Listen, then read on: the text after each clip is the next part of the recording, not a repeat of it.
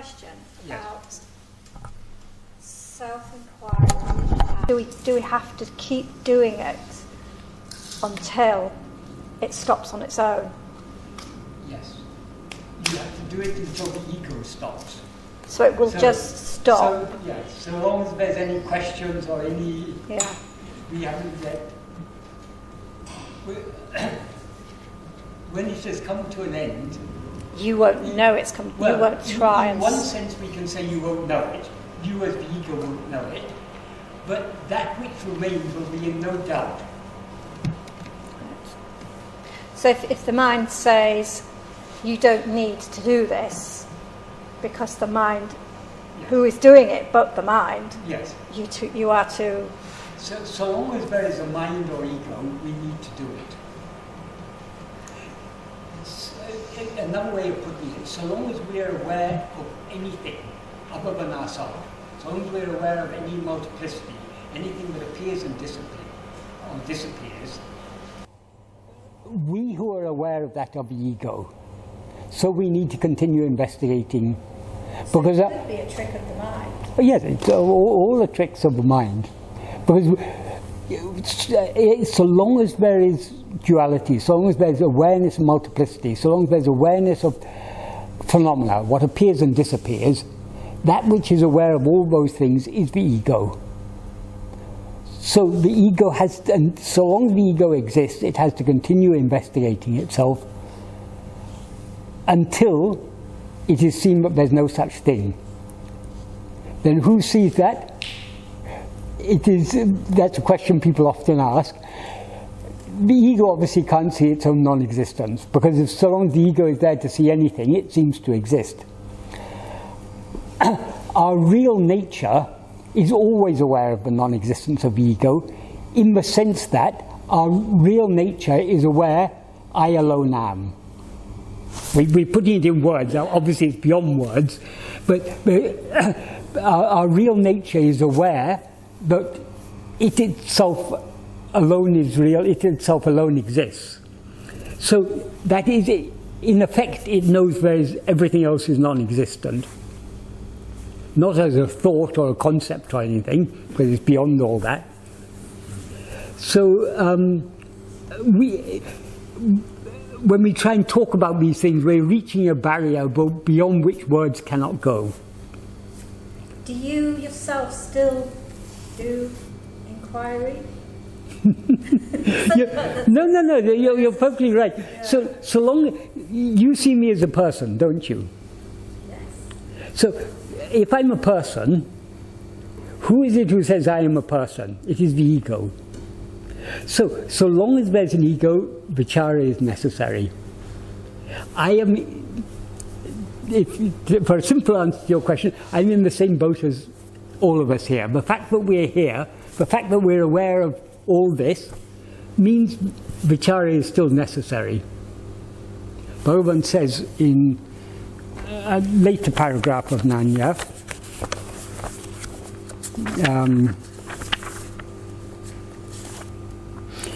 Manatinkan eduvarayil vishaya vasanegal irukindranavo aduvarayil nana ennum vicharanayum vendum.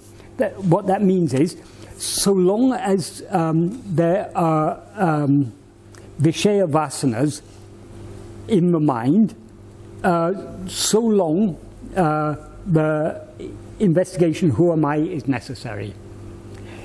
Vishaya vasanas exist in the mind. What Vishaya vasana means, our liking to be aware of anything other than ourselves. So, in other words, so long as we are aware of we are aware of Vishaya phenomena only because we like to be aware of them. So, so long as we're aware of phenomena, this investigation is necessary. Because what is aware of phenomena is ego. And so long as ego seems to exist, as long as we seem to be ego, we need to investigate and find out what we really are.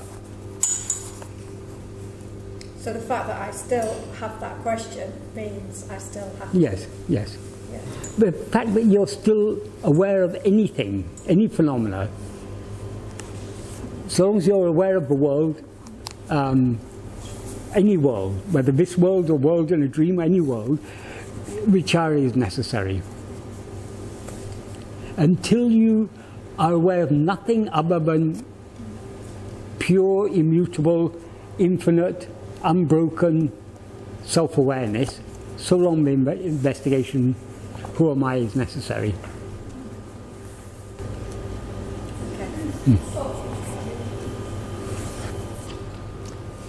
Barry, you were asking me a question before, but you said you wanted to ask later. Just trying to look at it. Basically, it was something that puzzled me.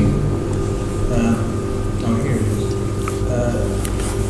On a couple of backgrounds ago, when you were looking at verse 4, I think it was. Oh, no, paragraph 4. Yes. And you were talking about self-realization, and you seem to be talking about self-realization as a kind of that'll probably be enough. Oh, okay. A bit clumsy this way. Don't fiddle with it, because it's... But anyway, the basic thing is that mukti, you were talking about Videha Mukta, Yeah, Videha Mukti. Videha Mukta, and Jeevan Mukti. Jeevan Mukta, that's Yes. right. Yes. And you seem to be saying that a lot of gurus nowadays are sort of going along with this. Yes. And that you seem to be implying that it's wasn't quite the real thing, the real deal. Well, But I've got to, hang on, I just want to read the next bit. right. Which is, I thought I was really puzzled by it, but then I came across something in a book called Reminiscences of Ramana by G.V. Subramaya. G.V. Subramaya. Yeah. And in which he asked Bhagavan about mukti. And Bhagavan said, all questions relating to mukti are inadmissible because mukti means release from bondage, which implies the present existence of bondage. There is no bondage and therefore no mukti either. So there's no such thing as realization. There's no such thing as liberation. And then, of course, GBS, I call him. Yes, yes. GBS said, well, the Sastras, that is, the scriptures, speak of it and its grades. Bhagavan said, the Sastras are not meant for the wise because they do not need them. The ignorant do not want them. Only the mumukshas, that is, those aspiring for liberation, look up to the Sastras. That means that the Sastras are neither for wisdom nor for ignorance. But basically he's saying that mukti is a false notion. That's what Yeah, okay. This requires some clarification. It's a very good question. Yeah, I mean, the answer is there in what Bhagavan said to G.V. Subramaya. Liberation implies bondage. There has to be bondage in order to be liberated from it. So that is a pair of opposites. That appears true so long as the ego is there. Now, as ego, we feel bound. In fact, Bhagavan says in verse 24 of Uludunapadu, but bondage is a name for the ego, another name for ego. So the nature of ego is to be bound. So long as we are bound, liberation is it's in another later verse of Uludunapadu, it's here, in verse 39. So only so long as there's the thought, I am bound, will there be thoughts of liberation. So liberation has meaning only for the ego, which experiences itself as bound. If we investigate who is bound. And if one sees oneself investigating who is bound, the eternally attained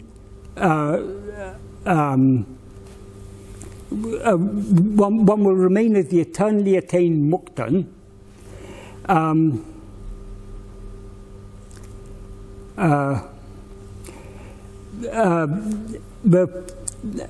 The thought of bondage then won't exist. Will the thought of liberation then exist? So liberation is real so long as bondage liberation seems to be real so long as bondage seems to be real. Bhagavan isn't saying don't aspire for liberation. But when we investigate ourselves and see that we were never in bondage, we will also see there's no such thing as liberation. So liberation is the state where we find there's neither bondage nor liberation. That's why in another verse that's the second last verse of Uludunaptu. In the second last verse of Upadesha Undya, he says, Bandha vidatra parasukumutrava indra nilay nitral undipara isan iripani nitrala mundipara. Bandha vidatra means paramukha sutrama indra nilay. In this state of supreme bliss, which is devoid of bondage and liberation. So liberation is the state beyond bondage and liberation, if that's clear. Liberation is beyond liberation. Yeah, exactly. It sounds paradoxical. Liberation seems to be real only so long as bondage seems to be real. What liberation actually is the state where we find there was never any bondage and therefore never any liberation, because we are always that. That's one matter. That's what Bhagavan was saying to G.V. Subramaya. What I was saying was about this, when I was talking about Videha Mukti and Jeevan Mukti, these two types of Mukti are described. Jeevan Mukti means liberated while still alive in the body. Videha Mukti means when that body comes to an end, then it's bodiless liberation. Videha means without body, liberation without body. So there's liberation with body, liberation without body. Both of them assume that there's a state of liberation, which Bhagavan says is not actually true. It seems to be true from the point of view of the ego that is in bondage. Likewise, the Jeevan Mukta, Bhagavan is a Jeevan Mukta. None of us are in any doubt that Bhagavan liberated while alive, in our view. But Bhagavan says, in whose view is he still alive? When we talk about him being alive, we are talking about the body being alive. That body that was alive for 54 years after realization is now a dead body. So he was then Jeevan Mukta, now he's Videha Muktan. In whose view is all this real? Only in the view of the ego that sees him as a body. He never saw himself as a body, because body comes into existence only when the ego rises. His ego, well, at the age of 16, the ego that was there investigated itself and dissolved forever, was found to be ever non-existent. So Bhagavan never actually had a body. What remained when that ego dissolved is the pure self-awareness, Brahman, Prajnanam, Atma-sarupam, whatever you want to call it. That is what Bhagavan actually is. But because we see ourselves as a body, we see Bhagavan as a body. So we are Ajnanis, he is Jnani. We are bandhans, we are people in bondage. He's a Muktan, a Jeevan Muktan, so long as his body is there. So this is all true only from our perspective. Bhagavan often used to say this, but this is a point that many people don't grasp. They say, oh, but Bhagavan answered questions, Bhagavan did this, Bhagavan did that. So how can you say Jnani is not aware of the world? That's a very, very common question that people ask. People are still asking it. People ask even Bhagavan that. He would simply say, in whose view is the Jnani seeing the world? In the view of the person who sees the jnani as a person, the jnani is not a person. So these concepts of Jeevan Mukta and Videha Mukta, or any type of Mukta, it's all true only from the perspective of the ego, not from the perspective of the reality, which is what remains when the ego is destroyed. So, when Bhagavan said that to GVS, yes, I know, was it helpful to GVS and was it helpful to us? Yes, because if there was actually a state, if it is true that we are now in bondage and that we will later attain liberation, liberation is something that is not here and now, it's something in the future. Whatever comes will also go. So are we seeking something that will appear in future? What we should be seeking is what is here and now, what is ever present. Bhagavan sometimes said, there's another verse, I think verse 38 if I remember correctly. In verse 38 he says, if one is the doer of actions, if we are the doer of actions, we will have to experience the resulting fruit. But if we investigate who is the doer of actions, and know ourselves, thereby know ourselves, our doership will go, implying experiencership will also go, and all the three karmas will come to an end. Nityamam mukti nilay. This is the state of mukti, which is eternal.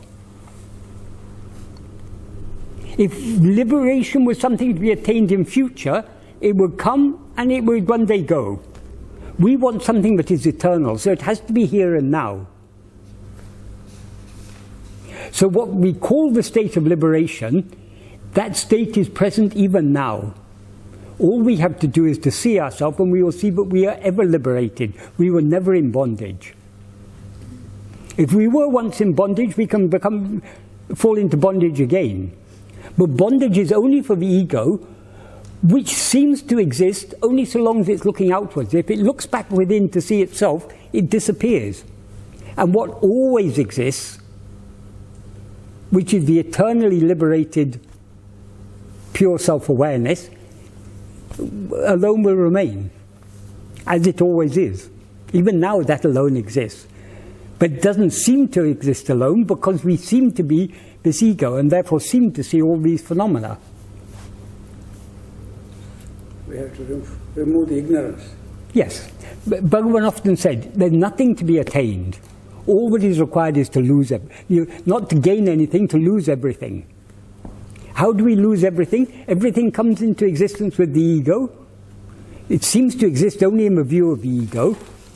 If we investigate the ego will disappear, everything will go. So investigating the ego is giving up everything, Bhagavan says in verse 26 of Ulunapadu.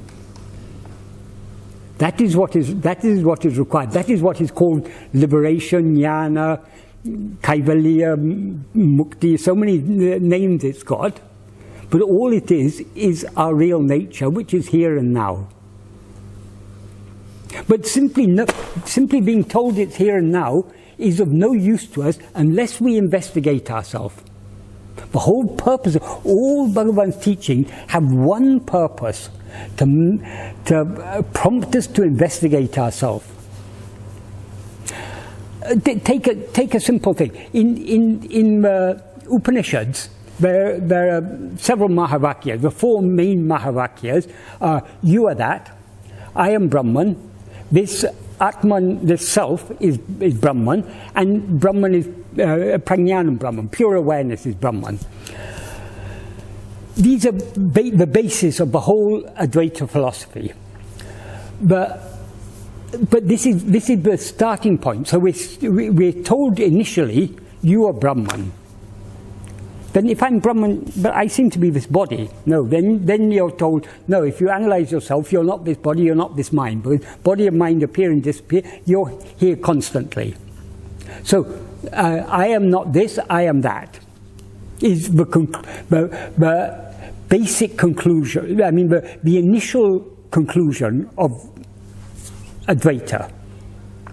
But that is the beginning, not the end. People think, oh, once you've been told you're that, then you know you're that, you know your awareness, nothing more to worry about. There is something still to worry about, because we don't experience ourselves as that. We may be Brahman, but that's not our present experience. Brahman is infinite self-awareness, undivided, immutable, never changing.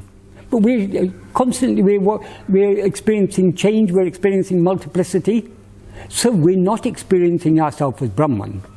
Though we may be Brahman, we're not experiencing ourselves as that. Then why are we not experiencing ourselves as that? Because of ajnana, it is said. Who has ajnana? Avidya. Ajnana, avidya, both mean ignorant. For whom is that? In traditional Vedanta, they say the problem is ajnana, is avidya. But Bhagavan goes one step further. Because if you say it's avidya, then who has avidya?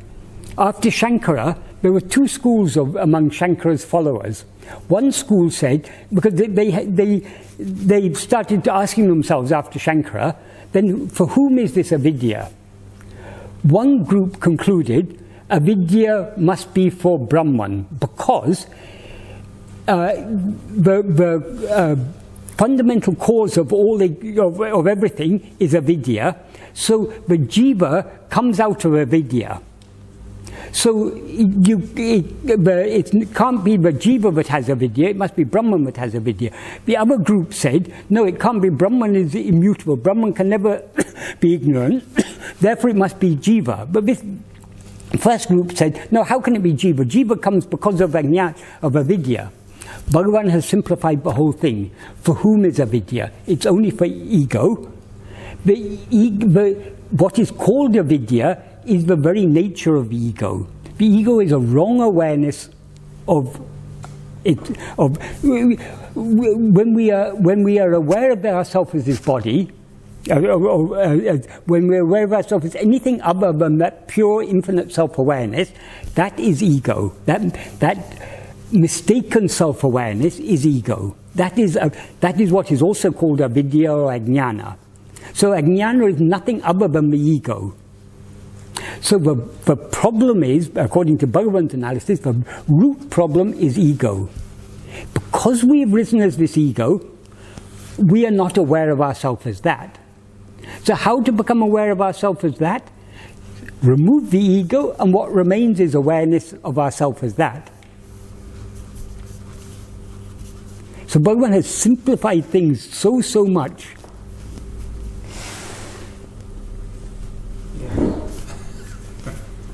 It all comes down, the whole problem is, Bhagavan has analyzed, is nothing but ego. Can I ask another question? Yes. Now, you had a father, Yes. appear to have had a father. Yes. He was a war hero. Yeah. Now, where is your father now?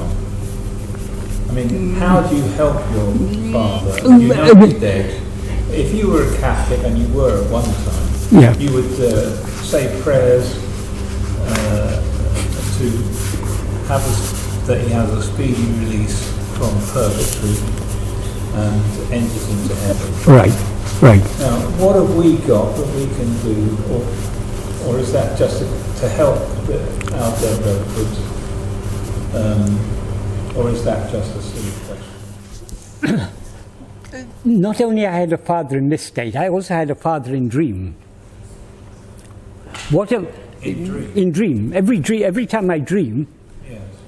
I'm a person in my dream, Yeah. and every person has parents, mother and father.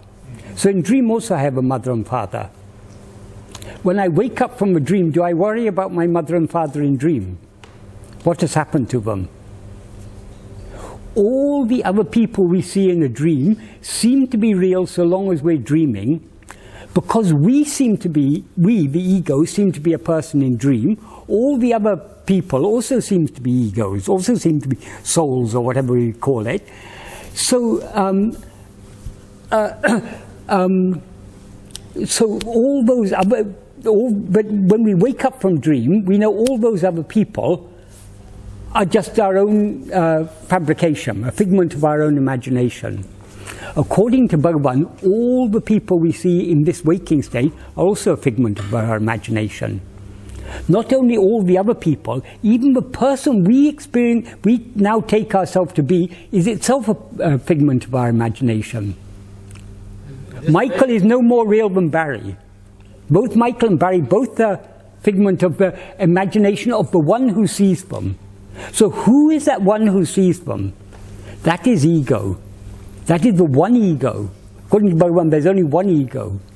In dream, there are many people in a dream, but only one person, one dreamer, one person seeing the dream, experiencing the dream. Likewise, there are many people in this state, but only one thing is experiencing that, not even one person. Because it's not the person who experiences something, the ego experiences itself as a person. It's not the person who is experiencing anything, it's the ego that's experiencing everything. So who is that I who experiences all this? Well, you're saying it must be the ego. Yeah, but it's not. Yes, but we have to investigate in ourselves. Just giving it a label, ego, is not the point. What is this? What is this I that rises to be aware of all these things? That rises and says, "I am this body." That is what we have to investigate within ourselves. Yes, you've also said that the ego is actually really the self, or Atman, or God, or whatever you want to call it. Yes, the ego is Brahman, but Brahman is not the ego. The illusory snake is actually a rope, but the rope is not a snake. Likewise, what actually exists is only a rope. There is no ego. There is no snake. What seems to be a snake is only a rope. Likewise, there is no ego, but what seems to be an ego is only Brahman. So if you investigate the ego, you will know Brahman. Without investigating the ego, you cannot know Brahman, because the ego is what Brahman now seems to be in the view of the ego, not in the view of Brahman. Brahman never mistakes itself to be ego. In the view of Brahman, there is no ego. But we now have risen as this ego. But when we investigate ourselves, we will find that we are Brahman and never were an ego. So no ego actually ever existed. That is the ultimate truth. But that's not our experience now. In order to make that our experience, we have to investigate this ego here and now.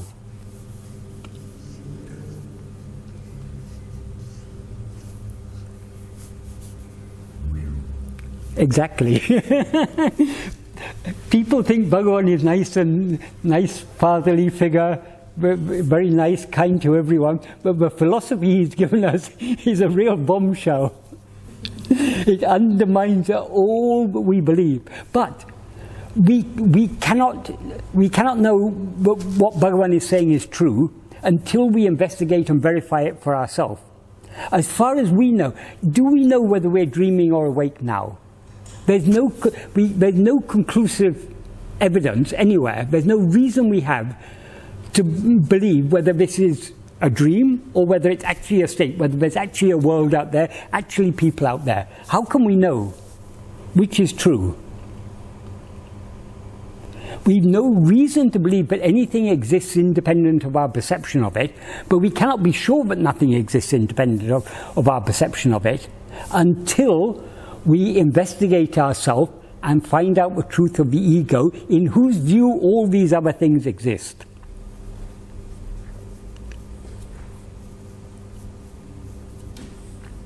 So it's possible science is true. It could be the whole world could have begun with the Big Bang so many billions of years ago. Everything could have evolved. All that could be true. It could also be true that 6,000 years ago God spent 7 days creating the world, as it said in Genesis. Or there are so many, in every religion has its own creation myth. So many, all these are possible. How are we to know what is true?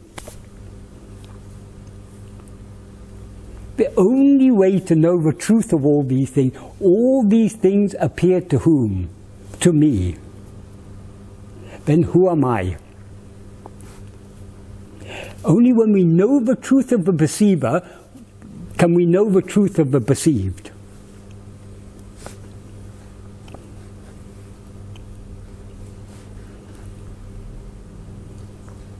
I'm speechless. That's a good state to be in. Michael, can I just take... So every birth also can be treated as a dream? Yes, yes. According to Bhagavan, there are only two states. There's sleep, there's not only... For the ego, there are two states. There's sleep when the ego is not there, there's dream when the ego is there, and perceiving phenomena. Any state in which we perceive phenomena is a state of dream. And the dreamer is ego.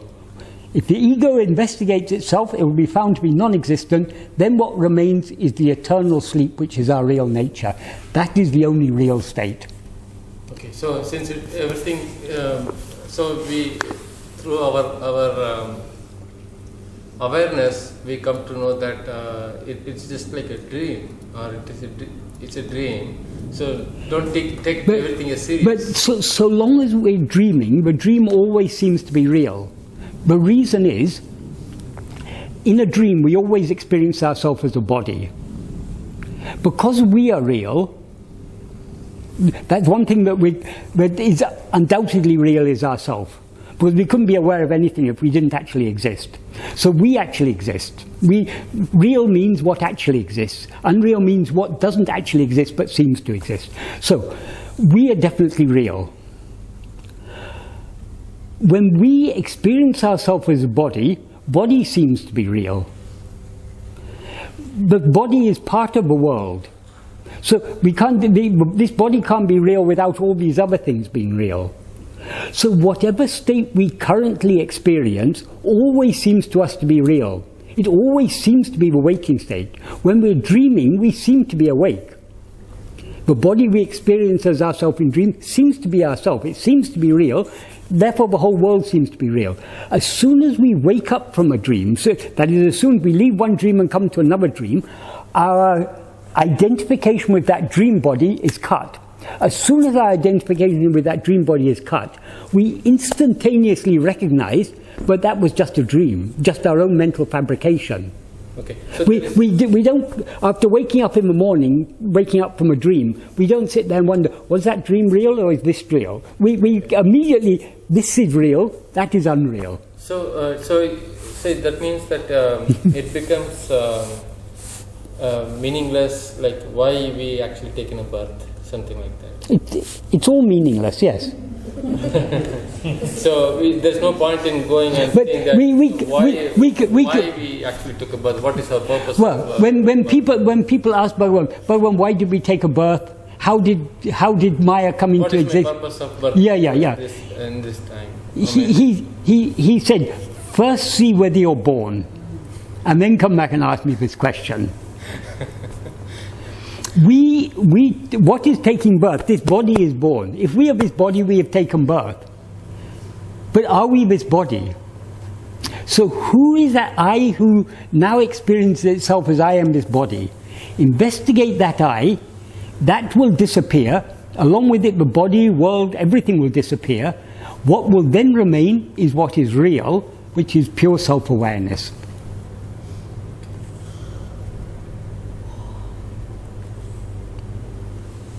That is why Bhagavan often said, people think that sleep is people consider sleep as a state of ignorance, a state of, somehow a state of deficiency.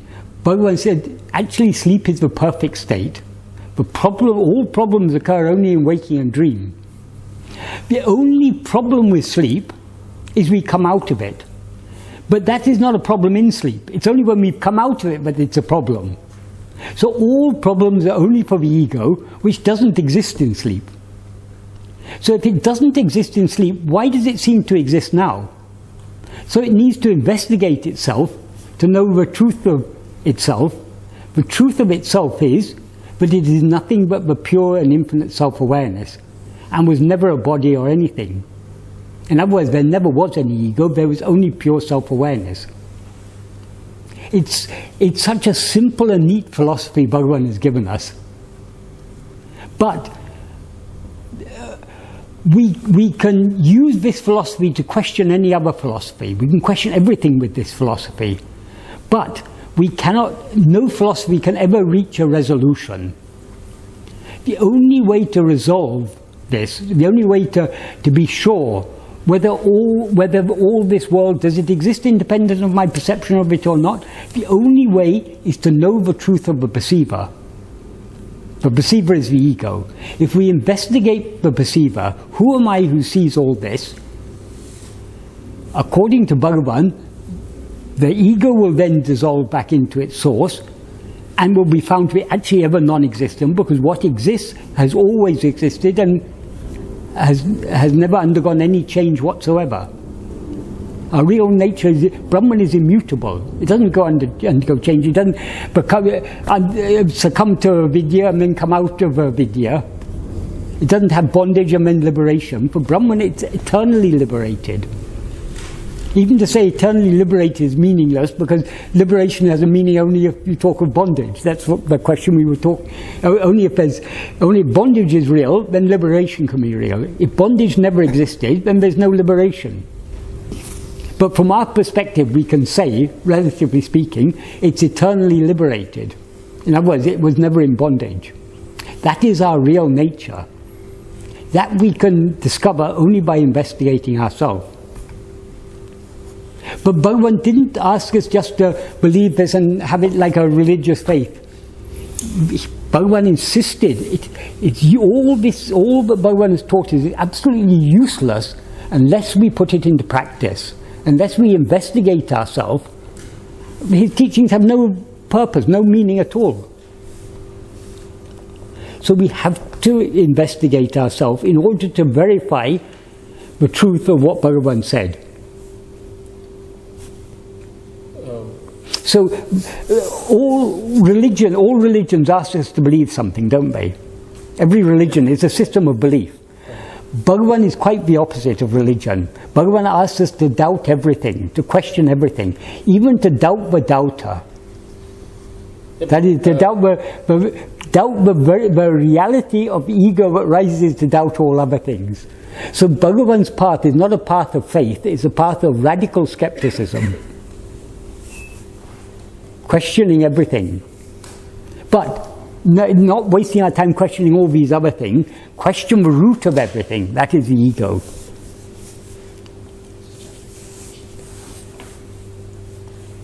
So it's a very, very radical path Bhagavan has taught us.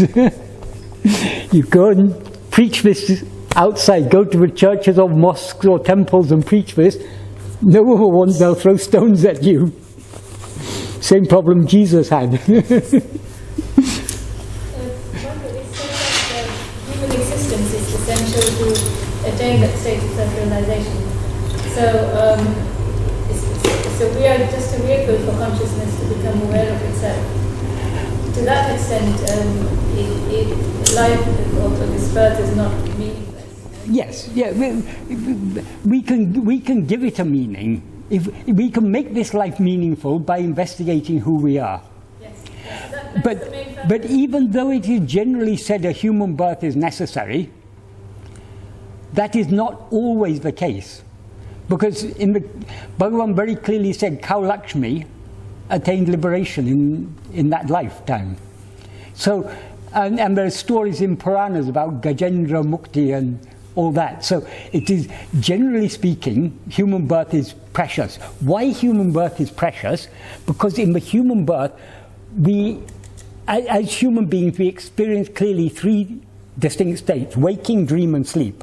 Actually, waking and dream are the same state, but it seems that there are three states, because whatever dream we're currently in seems to be waking and different to all the other dreams. So in human birth, we have these three states. For animals, generally speaking, animals cannot distinguish the waking and dream in the same way that we do. So whatever state they don't have that power of discrimination to see the difference between waking and dream. Actually, there is no difference, but to see that whatever is the current state always seems to be real, that the animals don't have that ability. Their whole life is like a dream, a continuous dream. So animals like this is the traditional explanation for it. The devas, the divine beings, they don't have, they suffer a big disadvantage because they are said to be eternally awake. So they never experience sleep.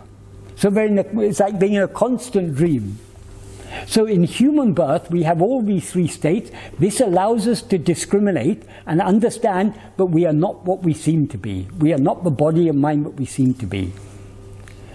And that sets us on this path of vichara. That is what is special about a human birth. But it's not absolutely essential. Sometimes, because ultimately all that is essential is bhakti, love. And because Lakshmi, cow Lakshmi, had so much love for Bhagavan, she attained mukti simply by her bhakti. Because having so much love for Bhagavan, Bhagavan turned her mind within, without even words, through his silent teaching. Is that kind of devotion possible without... Well, it was possible for Lakshmi. Why shouldn't it be possible for us? Is that kind of devotion possible if the object of your devotion is not alive, is not available? So Bhagavan is dead, is he? Well, in flesh and blood. Bhagavan, even when he seemed to us to be in flesh and blood, he said, I am not this flesh and blood. I am what is eternally shining in your eye. The presence of Bhagavan is not the presence of a physical body. The presence of Bhagavan is the presence of I in each and every one of us. That's right, but that kind of devotion is inspired in most people by an object. Although Okay, our investigation is now going away from ourselves towards cow Lakshmi and Gajendra and all these other things. This is what Bhagavan said, don't engage in an Atma-vichara, engage in Atma-vichara. So now we seem to be human beings, don't we? So who is this I who says I am this human being? Who is this I that experiences itself as this human being? We don't have to worry about. Lakshmi is liberated already. Her problems are over. It's our problems we have to worry about.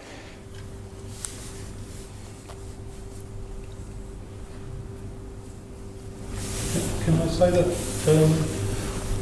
Bhagavan did say that there were two ways, either to do self-enquiry or surrender to me? Yes. I've had a lot of going around in a circle in my mind, him not being present as well with the physical body. And I know he said, where can I go? I am here. And that's what my mind's come to. Okay. But actually, he did say the presence of the Guru was important. And not having him physically present, I wonder... Bhagavan never said the physical presence of Guru is necessary. Oh, okay. About the two paths, I've got a coin here. Do you want a coin with the Queen's head on it or with a flower on it? Which do you want? Yeah, I know they're sort of combined. But Yeah. So also, for people who didn't understand that the two are one, Bhagavan said you can either investigation or surrender. But he also explained very, very clearly, how can we surrender ourselves if we don't know what we're surrendering? So when he said there are two ways, that was for people who couldn't understand the oneness. That's like saying, if you don't want a coin with the Queen's head, if you don't like the Queen, I can give you a coin with the flower on it instead. So the choice is yours. I know he said to that Telugu author, Cyrus's father, Chalam, yeah. I know he said out loud in a sort of one of his humorous ways, but instructing, when he was sitting, he said about him to someone else in the hall, why is he sitting there looking at me? Which clearly was an instruction to him, implicitly, to do self-inquiry, even while he was sitting in his presence. Yes. Yes. So I've answered my own question. Yes, yes. But he was I've got another. But he was there, and back I know there was a night on Shivaratri when someone asked him about Shivaratri, and then something was 8 o'clock in the morning, and no one had spoken. I mean, but I know that you can through his photo. It's like a SIM card, isn't it? You can connect through that, through looking at his photo? Yes, you could, but you don't even need his photo, because he's ever shining in your eye. It is necessary for the Guru to appear outwardly in order to turn us within. If Bhagavan hadn't appeared, if no sages had appeared, we would never think of investigating ourselves to find out who we really are.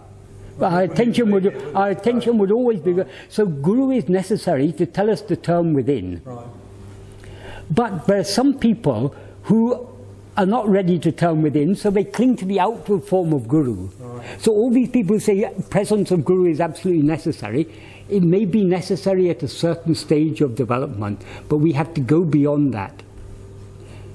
And if Bhagavan's physical presence is necessary, then he's of no use to us now, because he's not physically present. Right. But he has triggered this though, hasn't he? So in effect, he's given us these teachings. Why he wrote Uludunaptu, Nāṉ Ār, all these things will be available after hundreds, after thousands of years. Yes, of course it's timeless. So it's... if there are people who say you can get realization only in the presence of a living Guru, they say. These are people who have not understood, who are still at a very, very crude level of understanding. They may claim to be Jeevan Muktas, but they're still at a very, very crude level of understanding. The thing is, we have to go deeper and deeper and deeper into Bhagavan's teaching until we lose ourselves completely. So Bhagavan did say many different things to different people to help them at different stages. But what he's written in works like Uludunapadu, Nāṉ Ār and so on, these are his real core teachings. It's up to us. We can. There are many people. There are many devotees of Bhagavan who are just happy reciting Aksharam. They think, oh, I've got devotion to Bhagavan. I surrender myself. They're happy. That's fine for them at that stage. But what have we come for? Have we come to know what we actually are? If we've come to know what we actually are, we have to go deeper and deeper and deeper. Yeah, he gave, and he did give us that gift by being present in a body. Yeah, there's a very nice story told by Ramakrishna Paramahamsa, about a poor woodcutter who every day went to the edge of a forest to cut firewood. And each day he was able to sell the firewood, and he was able to get just enough money to feed himself and his family. One day a sadhu came by and asked him what he was doing. He said, "This is my livelihood, I cut this wood. I spend 16 hours a day here, and I go to the market, I sell it, and I go home, eat, and I come back here and cut wood." The sadhu said, "Go deeper," pointing to the forest, "go deeper within." So the sadhu, the woodcutter, went a bit deeper into the forest, and he found more valuable wood. He cut it. For the first time, he made a profit. So he was very happy with himself. Each day he was earning a few pennies of profit. Which was the first time in his life he'd ever had something remaining at the end of the day. A few months later, the sadhu came and told him to go deeper. And there are various iterations of the same story. First he found sandalwood trees, then he found silver mines, then he found gold mines, ultimately he found a diamond mine. The purpose of that story is following the spiritual path, following what the Guru has told us, is a matter of going deeper and deeper and deeper within. So things that the Guru may say for certain people, we have to go beyond that, go to the very core of his teachings. What he insisted is absolutely necessary is to investigate, who am I? That is what we have to do. If we want, we don't have to. I mean, there's no one forcing us, but if we want to go deep into his teachings, if we want to really follow him, that is what we have to do. But the choice is ours. We're free agents. We can do as we like. And Bhakti is a part of that. Bhakti, that is. This is. Bhakti there are many stages of bhakti. People first worship God for material gain, to avert illness, to get a good job, to all sorts of material gains, for sick members of a family, to pray for them. We worship God for so many reasons. But that's all Kamya Bhakti. What we are really interested in is not God. God is a means to our end. I want to be a rich man, so I go to the temple and I worship God, or I go to church and pray to God, hoping that one day I'm going to be rich. Is my devotion for the wealth or for God? Obviously it's for the wealth. But when we go, that's what most people who are devotees of God, most followers of religion, they are worshipping God for what they can get from God. So they're not really devoted to God, they're devoted to what they can get from God. But by going on like that for dream after dream, or life after life, whatever we call it, slowly our mind gets purified. And then we begin to understand who is greater, which is greater, the things that I can get from God, or the God who is giving these things. Obviously God is greater.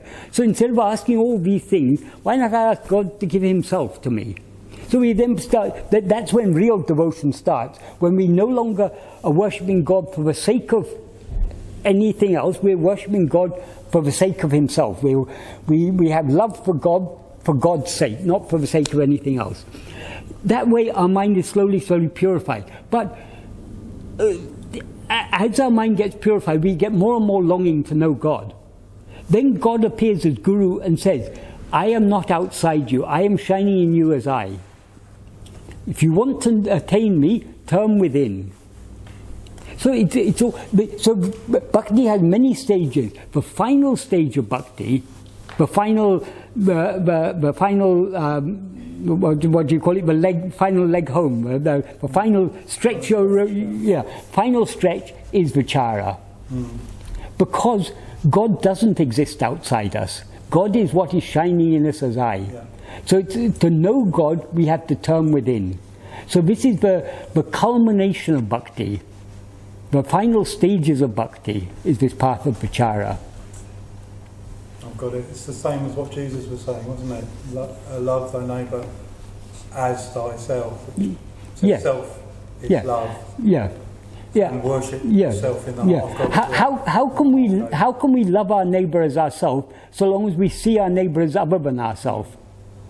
So in order to love our neighbour as ourselves, we have to experience our neighbour as ourselves. In other words, we have to know what we are, and then we will know that there is nothing other than ourselves. What appears as all these things is only ourselves. Thank you. Is the consciousness and awareness are two different things, or they're two different words, but what the words refer to, well, it depends on the context. The thing is, we use words in many different contexts. This week is Breast Cancer Awareness Week. We're raising awareness about breast cancer. You see this in advertisements and things. Their awareness is meant in the sense of the knowledge of these things. The sense in which awareness is used in Bhagavan's path, awareness is that which is aware. So what is now aware of all this, that is ego. But that is not the real awareness. The ego, the awareness of anything, is something that comes and goes. In sleep we're not aware of anything, are we? So awareness of things is not real awareness. But real awareness is what exists in all three states. So, but whether we call it awareness or consciousness, it's not the word that matters, but we need to understand what is the real nature of awareness. Awareness of things is a temporary phenomenon. It comes and goes. We're aware of things in waking and dream. We're not aware of anything in sleep. So that is not real awareness. That is the awareness that is called ego or mind. But real awareness is what always exists, which is pure self-awareness. That is what is referred to in Upanishads when it said prajnanam Brahman. Prajnana means that pure awareness. Not awareness of anything, but just awareness. Remain in awareness. Yes, yes. There's never a moment when we're not aware. The problem is we're aware of things. We need to be just aware. Without being... It's just not a one-time activity. It is just to be there. Yeah, I mean, but the investigation has to go on until all awareness of everything, anything other than ourselves is completely dissolved, along with the one who is aware of it, which is the ego. What then remains is the pure self-awareness, which is what is called Brahman, which is our real nature.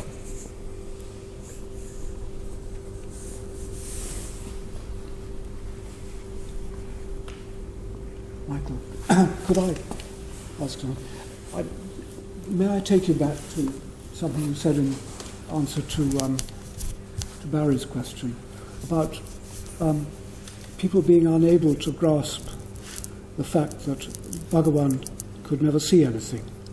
Well, I have that problem.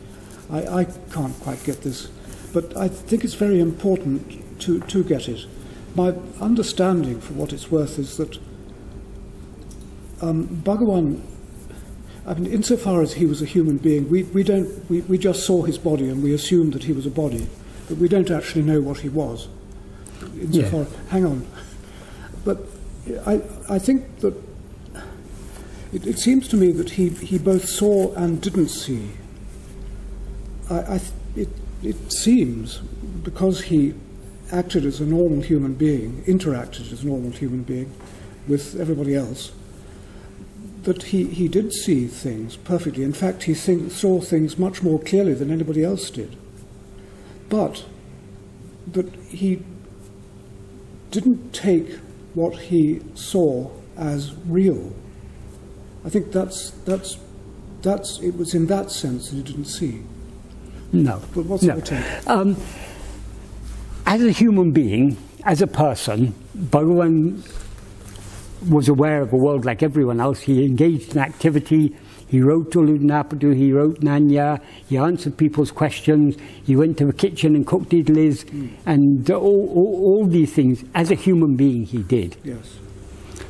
But in whose view is Bhagavan a human being? Well, I know. In our view. According to Bhagavan, he did not experience himself as the person that we see him to be. Right. So it's not the matter of seeing the world and knowing it's unreal, or seeing the world and knowing it's not other than himself. All he saw was himself, the real Bhagavan. His real, because Bhagavan is not a person. Bhagavan wasn't born in 1879 and died in 1950. Was he not? No. There is a connection. There is a connection, because the person who was born in 1879, in 1896, had an intense fear of death, turned his attention within, or turned its attention, because it's not the person, but the ego turned its attention within and was drowned, lost forever. That is the end of the story, from his point of view. But from our point of view, that body then lived for another 54 years and gave us all these teachings and was so kind to people, and the whole story is there. That's all true only in our perspective. Bhagavan, there's one verse in Uludnapadu Bandham which Bhagavan wrote to try and clarify this.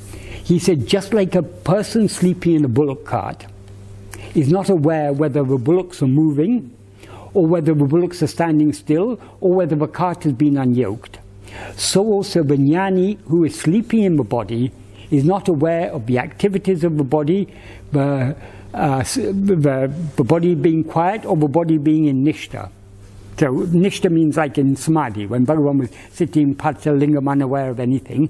That's in our view, he was unaware of anything. And in our view, he was later aware of things. He says he wasn't aware of either. Because Bhagavan is nothing but Brahman. Brahman never takes birth or dies. Yes, in other words, he became God when he... No, he didn't become God. He was God. the person who was there, or the ego who experienced itself as Venkataraman, disappeared. What remained was God. Yes, but in our view, we see that as a body. That's what I meant. So there's no becoming God. He is eternally God. I still don't get it. We can't get it. We can't get it until we lose ourselves. It seems to be quite important to get it. Well, okay, we can understand it to a certain extent. Bhagavan, in a dream, if you see Bhagavan in your dream, and Bhagavan gives you some good teachings, tells you to turn within, you may turn within and wake up from the dream. Yeah. That is a useful teaching he gave, because he told you to turn within. You've now woken up from the dream. But once you wake up from the dream, do you still think that Bhagavan is really Bhagavan? But that person you saw is not really Bhagavan. That body, that person, the body mind was, you can, to put it in another way, we can say it was an instrument in the hands of God. Yes, but so that applies to everything. I mean, it's not doesn't just apply to Bhagavan. Yes, but the difference is, in our view, there's so many people sitting here. It seems to us that all these people are aware, like we are. So also in a dream, when we see many people, they all seem to be aware of the world. Yeah. If you ask anyone in your dream, can you see the world? They say yes. When I was sleeping, did you see the world? Oh yes, the world was still there. They will say all this in a dream, isn't it? So it all seems true so long as we're dreaming. So one of those people in our dream is Bhagavan. It's the person we call Bhagavan.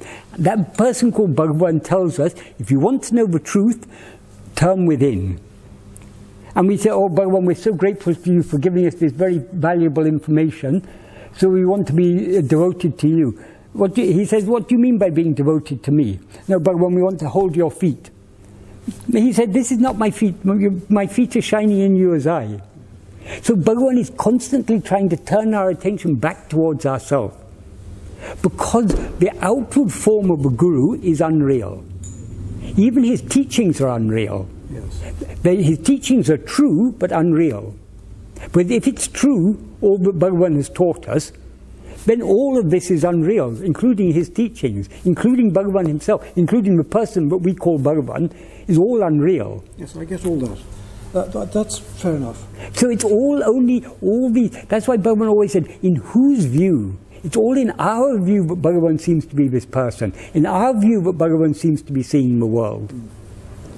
So, to sort of, to get to the essence of it, maybe the important thing is for all of us, insofar as we are separate at all, to actually become beings who don't see anything.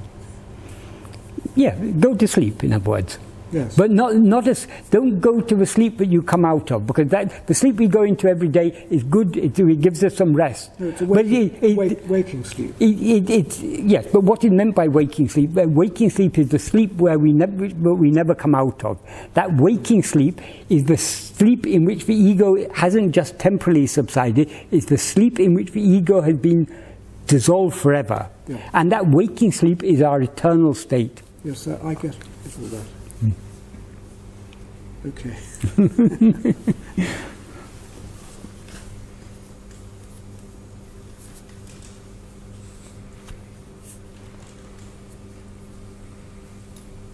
It is a difficult one, that. For mortals like me, anyway. Yeah, well, everything is... the solution to all these things is to turn within. We cannot get perfect clarity so long as we're looking outward. Because when we look outwards, we see multiplicity. Multiplicity is unreal. Multiplicity is confusion. What is the root of all confusion?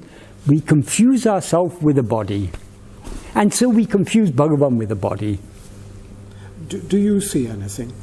What do you see? You're talking to a person, aren't you? Yes. If you were to ask this question to Bhagavan, yes, you would say, yes, I see like all of this. Because you're asking the person. If you want to know what Bhagavan sees, see yourself, and then you'll see what Bhagavan sees. Right. Yes. Okay. Like a lot of things you say, it's difficult to sort of grasp in the moment. You sort of think about them and it gradually sinks in. Yeah.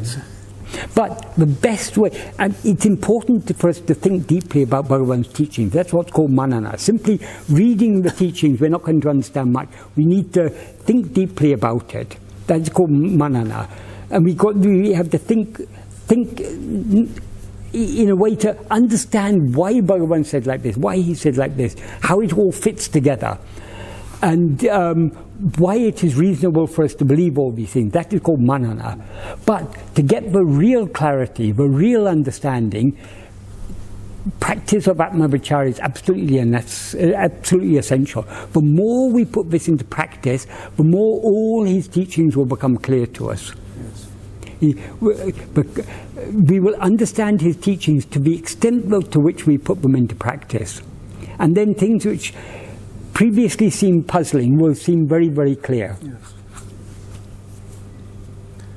But so long as things seem clear, we haven't yet reached there. Because the ultimate clarity is where there are no things, there's only clarity. Okay. That is what we're seeking. So if I ask Michael, the person, do you see anything? You say, yes, I see everything. Yes. But if well, insofar as it's possible to ask the real Michael, the real Michael doesn't see anything. This is the real Michael here, there's no other Michael. Do you think I'm an imposter? I'm beginning to wonder. No, of course not. I am in the same boat as all. We're all in the same boat. We're all practicing and trying to follow Bhagavan's teachings. And the more we put them into practice, the more clearly we will understand. But we have to. Liberation isn't just about understanding. But people often send me things and say, this person said this, this guru says this guru says that. A lot of these so-called neo-Dwaiting gurus, they think it's all a matter, all you need to do is to understand but your awareness. It's not, we can understand, what is it but understands? It is mind. So we have to go beyond that. Understanding is necessary in order to follow this path. But we have to, the path will lead us beyond understanding, because understanding is only for the mind or intellect. So understanding is not our goal. Understanding is a necessary means in order to, if we don't understand correctly, we won't be able to put it into practice. If we don't put it into practice, we won't experience ourselves as we really are. When we experience ourselves as we really are, that is a state beyond understanding, because there's nothing to understand there. There's only just pure clarity. Thank you. Can I just ask you another time? Sorry, I'm hogging. No. You said in passing that you talked about Bhagavan's philosophy. You said that it's not a religion. It's emphatically not a religion. Would you call it philosophy? For many people it is a religion. Many people, go to Ramana Ashram. For most people, Bhagavan is their religion. Yes. But if we want to go deep into his teachings, we have to go beyond merely believing what Bhagavan said. Yes. In fact, Bhagavan never asked us simply to believe. He said investigate. Yeah. Of course, we do have to think deeply about what he's taught us and understand why it is reasonable to believe that. Because if we don't believe at least tentatively what Bhagavan has taught us, if we don't see that it's reasonable to accept all that Bhagavan has taught us, we're not going to put it into practice. But the practice is to investigate the ego, that is to question the very existence of the ego. So that is the most radical doubting of all. We come to Bhagavan with so many beliefs. We believe the world is real. We believe we're this body. We believe I'm Michael, you're Alice, all these things we believe. Bhagavan challenges all these beliefs. And basically he says all this is completely unreal. But he doesn't ask us just to believe that all this is unreal. The reason he points out that all this is unreal is to make us, he said, what is real is only I. So investigate and know that I. Okay. So the whole purpose of Bhagavan's teaching is self-investigation. Yes. The purpose of self-investigation is the loss of that which is investigating, namely the ego. That which is investigating and being investigated. I meant my question in a much more superficial way than that, actually. I mean, people in the church that I go to often ask me, said, what is this thing you're interested in, this Ramana Maharshi thing? Yes. And they say, is it a religion? And I said, well, that's a difficult question to answer. I don't know. What I say is that it's a kind of mysticism. Yeah, you can say that. I mean, it is what you take it to be. Yes. I mean, you can't give a simple answer. Yes. Enough. Michael? Yes. The absolute is formless. Yes. Bhagavan was formless. Yes. He knew it. Yes. He was established there. He is that, yes. Yes. Truth is formless. Yes. We are form, but we're not reality. We're not truth. We seem to be form. And insofar as we are form, we are not reality. But what we actually are is reality. Absolutely. So we are without form, in truth. In truth, yes. And the step over is to go from being form to understanding or recognizing that we are formless. Yes, yes. And that is what we're trying to do. Yes. Self-enquiry. Yes. Verse 4. Yeah. Well, I was just going to say, this actually is very connected to what Alistair is saying, because we are, but in verse 4 of Ulunaptu, Bhagavan says, if oneself is a form, the world and God will be likewise. So because we are a form, because we have this body and mind, we take Bhagavan to be this body and mind. But then in the next sentence he says, if oneself is not a form, who can see their form and how? So it's because we have now taken this form to be ourselves, but this whole world seems to be a form, but Bhagavan seems to be this form. But if we investigate ourselves, we'll find that we are not a form. Then who is there to see any form? And he gives a very nice, it's very, very, he says it in a very, it's not a very easy sentence to understand in that verse. He says, Kannalal kakshi ondo. That literally means, is what is seen other than the eye. But Bhagavan explained what he meant by that is, can the nature of what is seen be other than the nature of the eye that sees it? The eye means the awareness. So if we are a form, we will see only form. If we are formless, we will see formlessness. So Bhagavan is real. So he doesn't see anything that is not real. People who say, oh, Bhagavan sees the world, but he sees it as unreal, they don't understand they don't understand his basic principle. Bhagavan doesn't see anything unreal. He sees only reality because he is that. He sees nothing other than himself. We see ourselves as this form, so we see all this unreal form, so we see all these other unreal forms, and they all appear to us real. Consciousness, as opposed to awareness, consciousness is Brahma. Well, whether we call it consciousness or awareness, we shouldn't, the words are not important.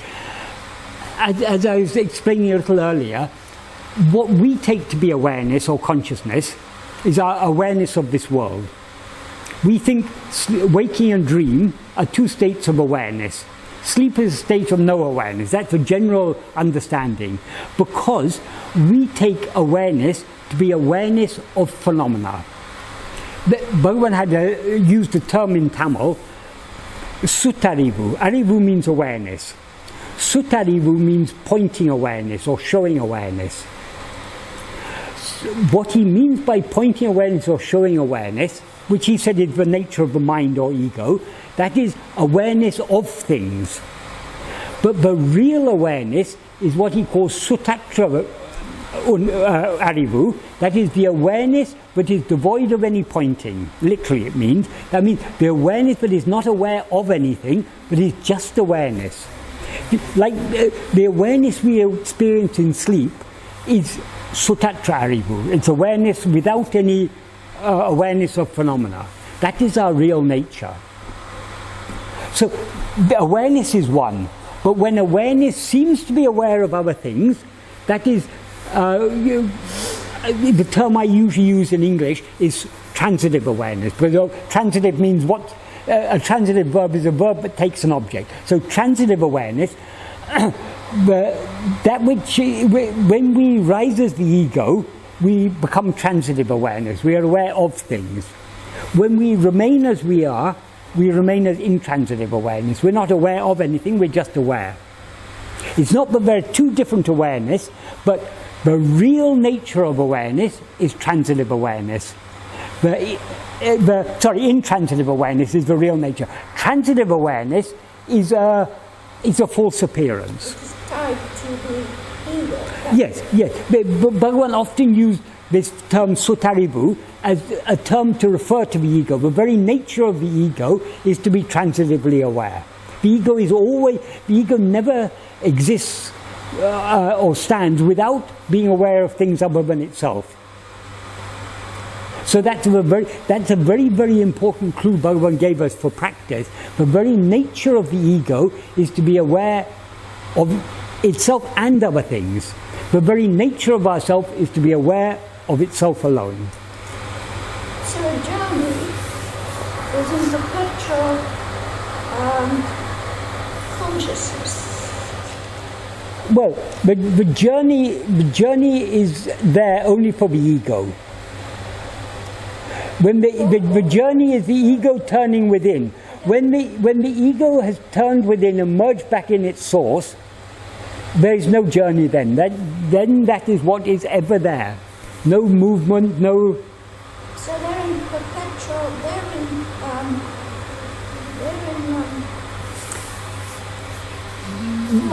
Yes. There's a verse in Upadesha verse 28. Bhagavan says, if one knows what one's real nature is, if one knows one's real nature, then Anadi, Ananta, Akanda, Satchidananda. Anadi means beginningless. Ananta means, it can mean endless, it can mean limitless, infinite. Akanda means unbroken. Satchidananda. So they stepped into formlessness. Yes, that is formless. That is the state of formlessness. Yes. Form comes into being with the ego and dissolves with the ego. Alan's question, I couldn't hear it very well. The question was, which is the new book you're referring to? You mean Mudrina's book, that Robert Butler has translated. Alan is referring to Robert Butler's book. Robert Butler's translation of Murugan's Tamil commentary on Aksharamai, the 108 verses. Yes, Bhagavan has set the example in those verses. Not all, some of the verses are prayers, many of them are not prayers, but some of them are prayers. So certainly that is to be followed, the example set by Bhagavan. What Bhagavan is praying for in those verses, in the verses that are prayers, is for the annihilation of ego, which is what God or Guru or Arunachal or Bhagavan, whatever you want to call it, what that wants to give us. So when we pray for that, we are basically aligning our will with his will. Bhagavan is never going to kill us, kill our ego, without our consent. It has to be with our full willingness. In other words, we have to surrender ourselves entirely. The Atma-vichara is the culmination of the final stages of Bhakti. So love is what motivates us. Love is what is the motivating power on this path.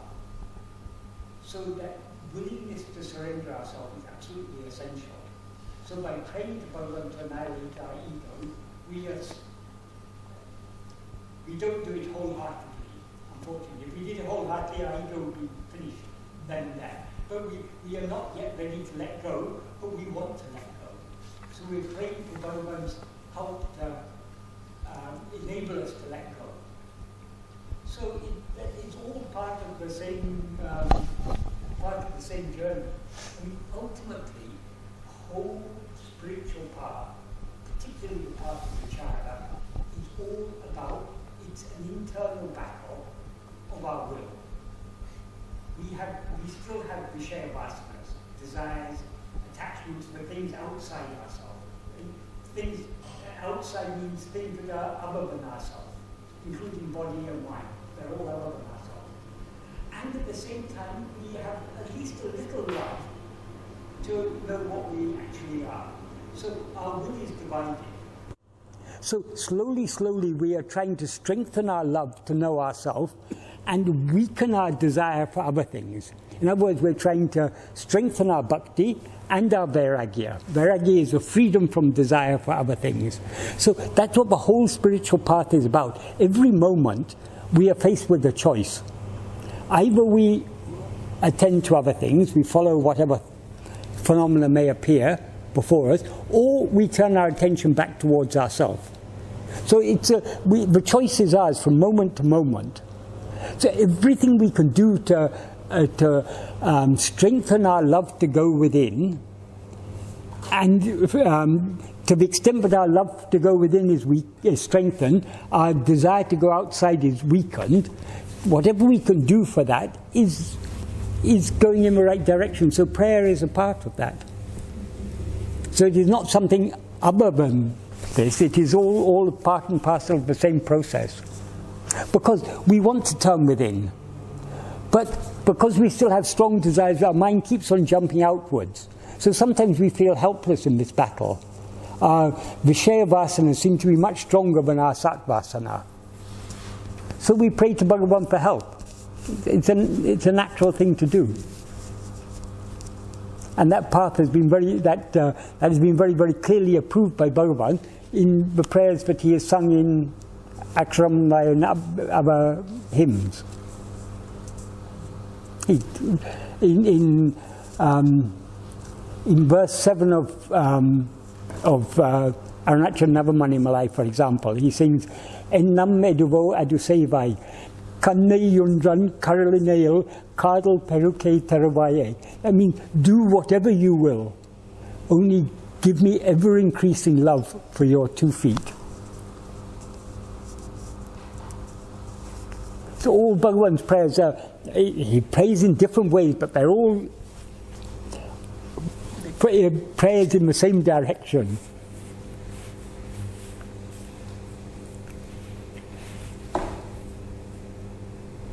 Prayer doesn't, because Bhagavan is a poet, Murugan is a poet, Sadhwam is a poet, they've expressed their prayers in the form of verses. We are not, well, at least most of us are not poets, so we may not be able to compose such beautiful poetry, but it's not even the words are important. Prayer is much more than just words. Prayer is the longing in our heart. That is the real prayer. Mere words are not sufficient. The words express the longing. And you can see that beautifully in Bhagavan's, I mean, particularly in Bhagavan's songs, but also in Muruganas and Sadhwam songs. Thank you. This is the real path of Bhakti, Bhagavan, that we are trying to follow when we are following Bhagavan. Bhagavan is the supreme Bhakta. The mother of jnana. Yes, exactly. And if you read, I mean, we read Aksharamala or any of the 5 hymns, Bhagavan is so beautifully blending the Bhakti and the jnana. They're beautifully blended there together. And the verses can be, particularly Aksharamala, they're very, very simple verses, just 2 lines. And Bhagavan expresses himself in a very, very terse and cryptic manner. Quite a number of the verses can give several quite different meanings. All of them are valid, but even there's also not only alternative meanings, but also even in the verses that have only one basic meaning, there are different levels of meaning. That is how we interpret the words. Murugan says in the commentary on one verse I was reading the other day, I think it is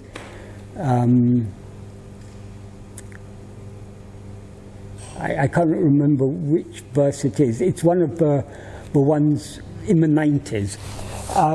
He says there towards the end, but most people for most people who recite Aksharamala, it's a devotional hymn. But for the few people who are really following Bhagavan's teachings, and he says very few, this is all guidance in the path of vichara Bhagavan is giving us. So many clues in path of vichara, subtle clues he's giving us there. And Murugan brings out very, very deep meaning from the verses.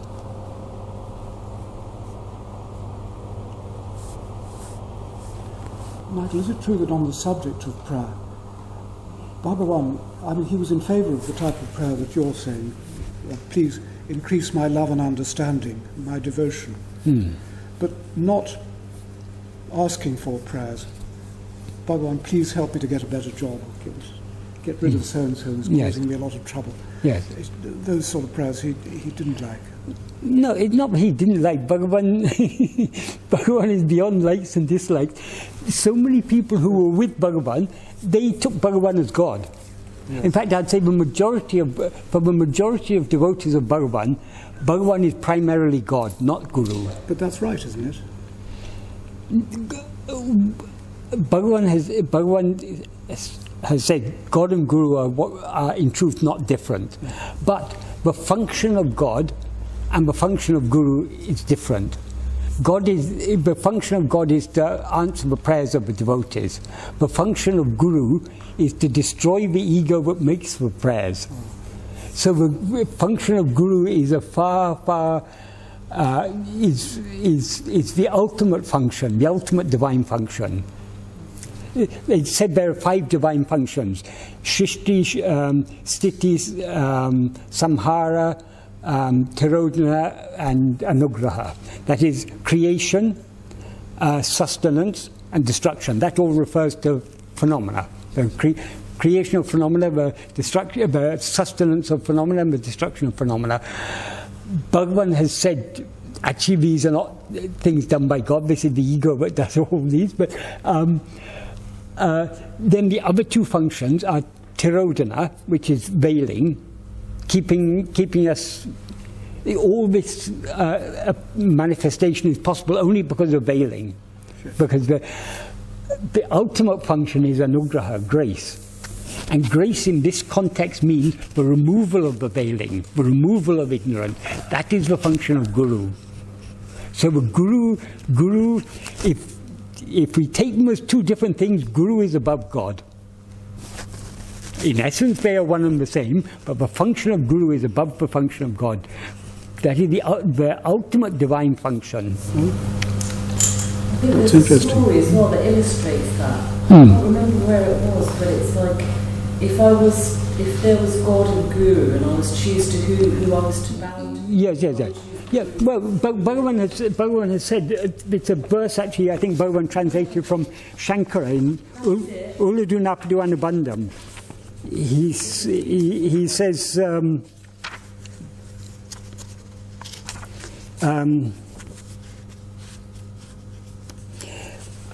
always have, this is verse 39 of Uladu Napadu Anubandham, I think it's translated from Shankara, always have a Dvaita in heart, but never try and put a Dvaita into action. We can't put a Dvaita, it's meaningless to put a Dvaita into action because action is possible only in the state of duality. I mean,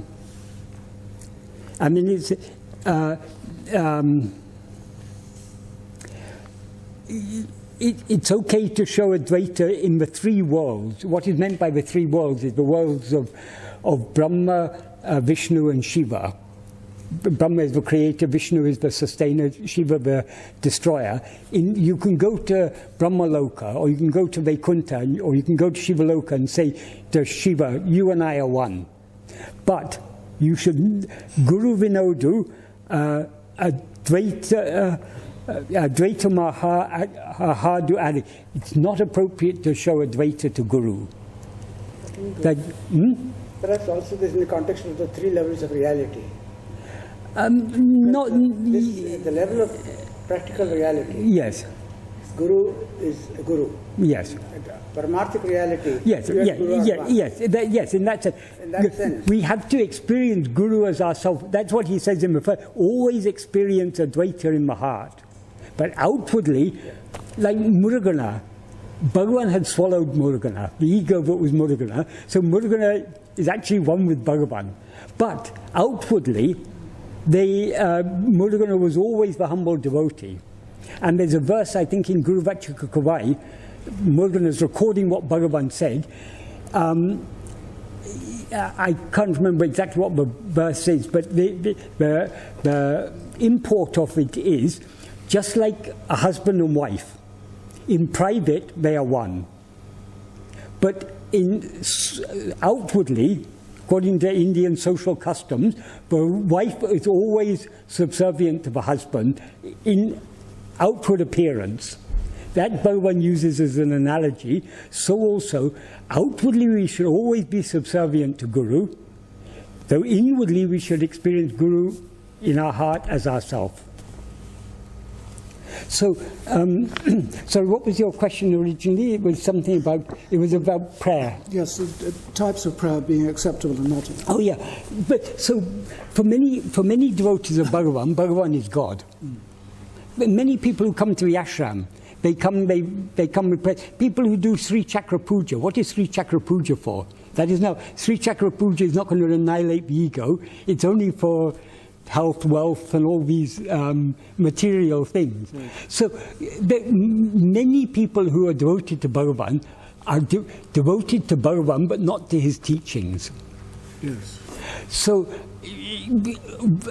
Bhagavan doesn't reject those who take him as God. If people come to him and pray to him for all these things, he doesn't identify himself as God. So he says, people sometimes used to say to Bhagavan, they come and say, Bhagavan, I prayed for this, and such a miracle happened.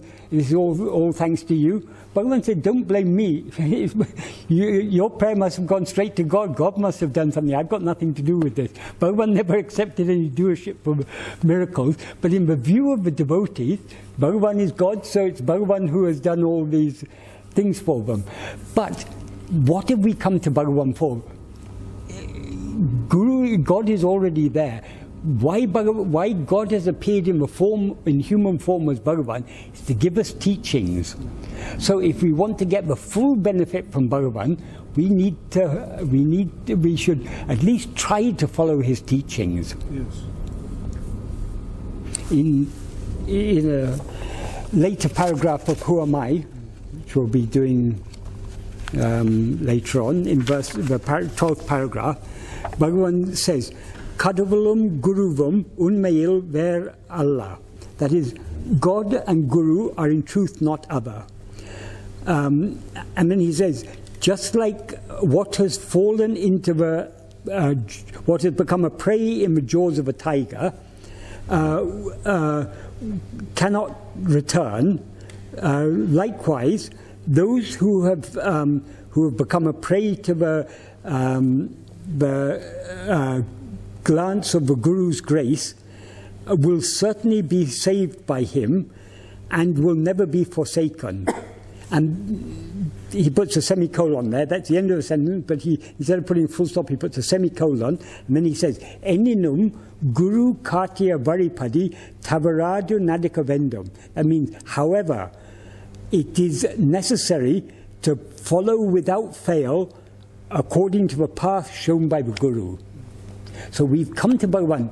Do we take Bhagavan as God, just as God, or do we take Bhagavan as Guru? If we take Bhagavan as Guru, we have to follow his path. If we take him as God and pray for health, wealth, and all these things, all those things may be granted by the... Bhagavan won't claim any doership for it. If it's according to our destiny, it will all be granted. But is this what we come to Bhagavan for? Health, wealth, and all these things which are going to go away. Thank you for clarifying that. Yeah. Never knew that. Yeah. But is that prayer different to surrender? So say, for example, you're in a difficult external situation and you're trying to say who is the situation occurring to, but it's really overpowering and it's really kind of affecting your ability to keep inwards. Yeah.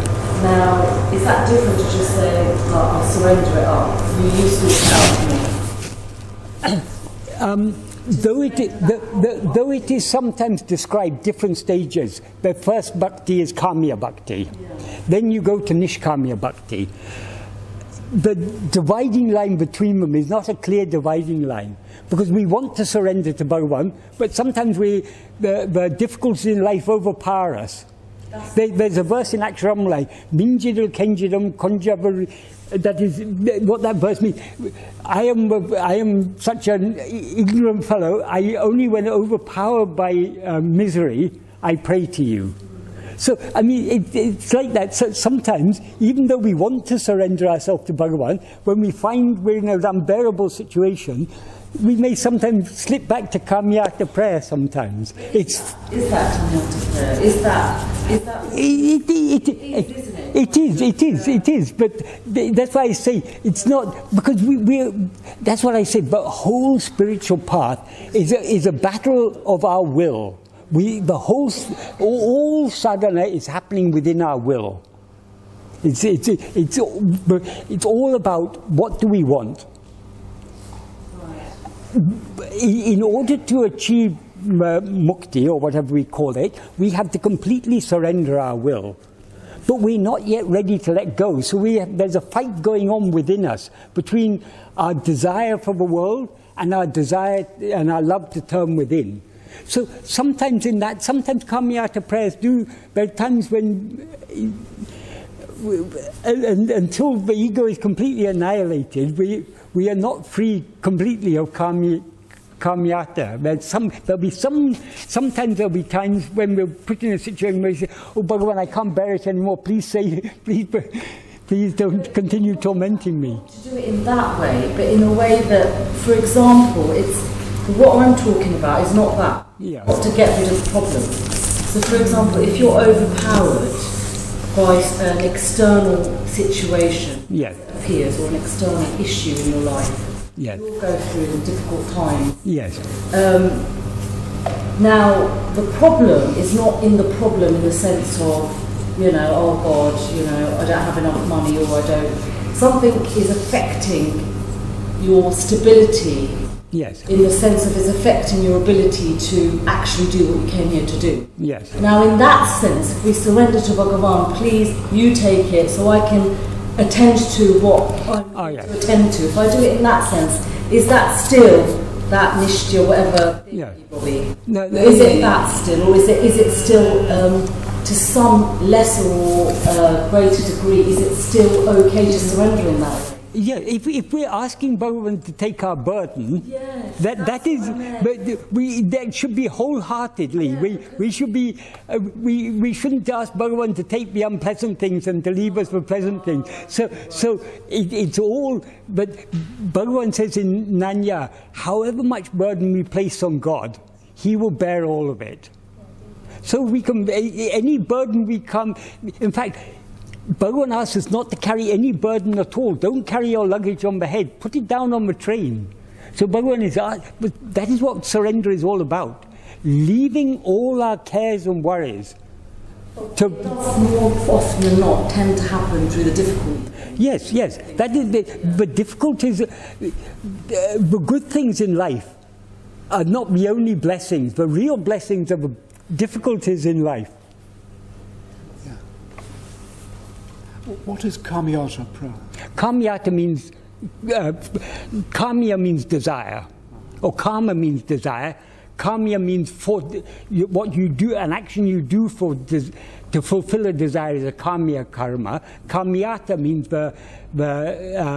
is an abstract noun form from that. So it's really asking for prayer. Yeah, and asking for prayer. Yeah. And also, with the God-Guru thing, now you mentioned to Alistair something about if you see Bhagavan as God, yes, and you know, just asking for things and things like that. Now, the way, personally speaking, how it's happened for me is exactly how you described the 3 stages of Bhakti. So, in my life, having intense love and devotion for God and wanting to be one with Him has led to the discovery of Guru. Yes. Now, for me, in my mind, God has just gone. Yes. It's only Guru. Yes, yes. Because the function of God has been served. Yes, now yes. there's only Guru. Yes. There's only that Yes. Yes. what Guru said. Yes. So God doesn't come into existence for me. Yes, yes. Well, in a sense, we can say for a devotee of the Guru, there is no God other than Guru. No. So God, in a sense, has merged with Guru. Yes, because in Akshram, right, in one verse, Bhagavan says, Guru Vuru Vayali Arunachala, shining as my Guru, destroy all my defects and give me all good qualities. So he refers to Arunachala as Guru. But he also says, when I came to you as God, Deva Mendrunne, when I approached you as God, you destroyed me completely. So Guru is God, but he's a terrible God, a God who swallows us. So who approached him as God? When Bhagavan's singing, when I approached you as God, that is, we approach God we go to God for protection. So when I approached you as God, that means when I approached you for protection, you destroyed me completely. It's said somewhere in one of these scriptures, I don't know where, that a sin against God can be forgiven, but a sin against the Guru can never be. Yes, yes. That's also in Guru Vachakakavai it said that. I think that's also from some ancient. All these are said to emphasize the supreme sanctity of Guru, of the real Guru. But surely, even a sin against the Guru can ultimately be forgiven. There's a secret in that, but it's a secret we shouldn't say publicly. The secret is you cannot do a sin against Guru, because Guru doesn't see you as other than itself. But yeah, that should be definitely edited out of a YouTube video. No, well, yeah, that's the trouble with Bhagavan. When people ask Bhagavan, is there anything more that you haven't, any more secret teaching you've got? Bhagavan said, here it's all an open secret. And he says in Akshram, I've openly disclosed your sale, the act of your grace. I've openly disclosed. Don't be angry with me.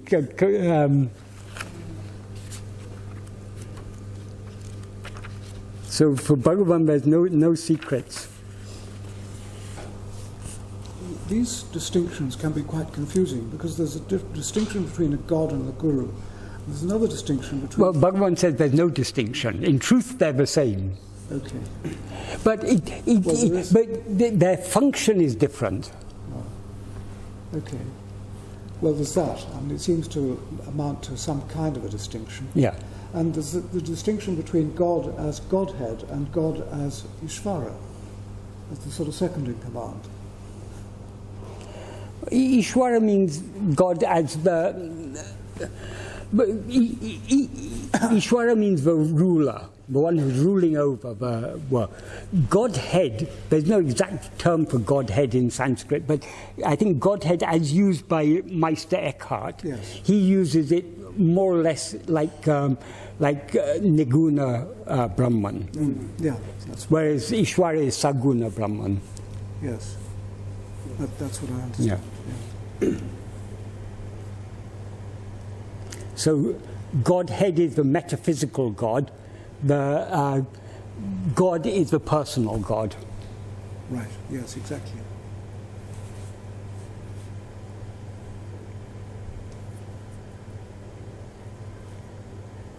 So we can, I mean, for all practical purposes, pray to God or the Guru to the same effect, I mean, can't we? Are they two? There's only one. There's no difference between God and Guru. The difference lies only in how we take them. Bhagavan is God and Guru for us. But for many people, there are many people who just worship him as God. They're not taking him as Guru. He's Guru only if we follow what he says.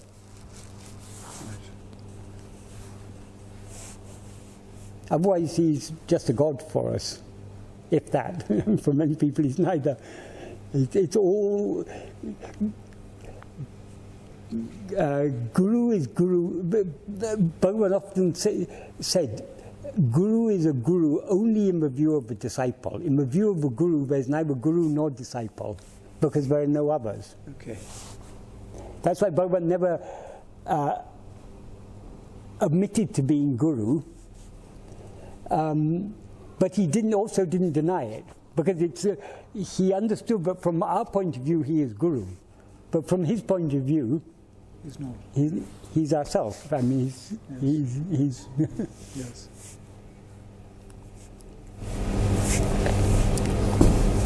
What is a sin if not a mistake? Well, not all mistakes are sins. All sins are mistakes. Deliberate, malicious action. Well, not even. Yeah, it's not even necessarily malicious. What is certain? Bhagavan, in Christianity, there's this concept of original sin. Bhagavan said the original sin is the ego, the dehatma buddhi, the awareness, I am this body. That is the original sin. Because that is the sinner is only the ego. So we don't have to worry about the sin. Who is the sinner? That's what we need to find out. So it isn't a grey, irreversible. The worst sin of all is killing Brahman, Brahmahatya. By rising as ego, Brahmahatya, it's a Sanskrit term that means killing Brahman. It's often taken to mean killing a Brahmin. Brahman is everything. Yes, yes. But by rising as ego, we are in effect killing Brahman. I mean, Brahman is of course unaffected, but in our view, that infinite Brahman, we have now limited as this little person. That's in effect killing Brahman. Metaphorically speaking. So that is the worst sin of all. So our rising as the ego is the worst sin of all. But there's redemption even for that sin. The redemption is the annihilation of the ego.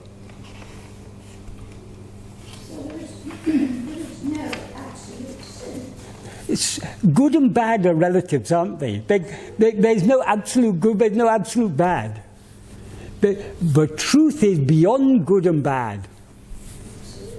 And that is the truth is our real nature. So we have to go beyond papa and punya, beyond virtue and vice, good and bad. Go beyond all dualities. And how to go beyond all dualities? All dualities exist for whom? Only for the ego. So annihilate the ego, that's the end of duality. So there's salvation even for the worst of sinners. That's how I answer that. Yeah. The concept of eternal damnation or eternal beatitude in some heavenly world, it's anything that appears will disappear. Nothing is permanent except that which always is, which is just our real nature, prajnana, pure awareness. That alone is permanent. Everything else appears and disappears. I think Bhagavan said somewhere, didn't he, that somebody asked him what goodness was, and he simply said that goodness is that which tends towards self-realization. Yeah, the last paragraph of Nāṉ Ār, he says,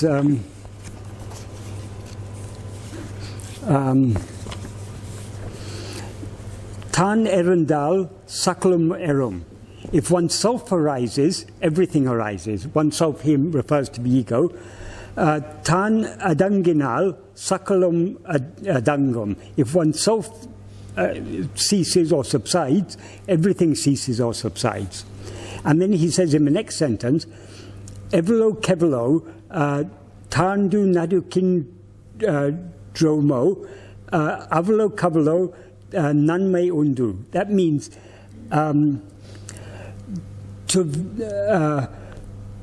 the extent that we behave, tandu means humbly or subsided, or to the extent that we live a subsided life, to that extent nanme undu. To that extent there is goodness.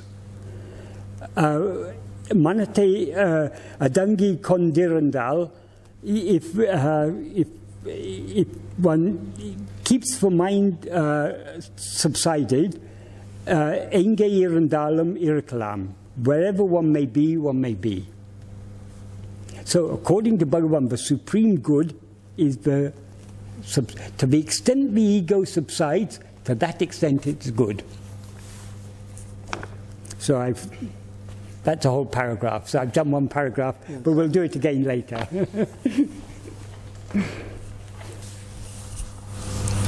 Michael, can I ask you yes. a question about compassion and empathy? Yes. In relation to the doctrine of Ramana. I've been reading this book by Andrew Hardy called The Direct Path. Oh, I thought I was talking about it. Okay. Oh, sorry. Thank you very much.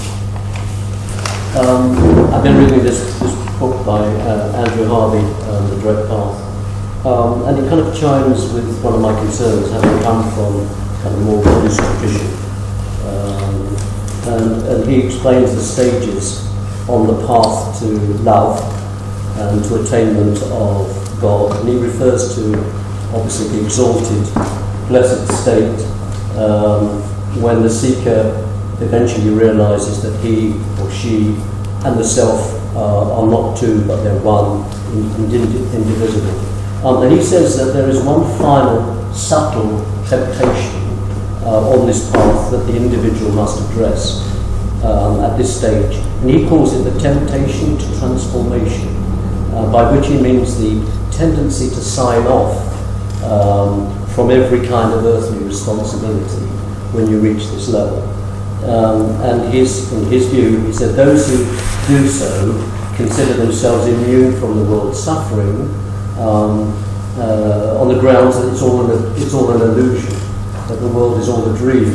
And he says it's a disaster in his view, because it prevents the power and insights of what he calls divine consciousness being used to transform human suffering.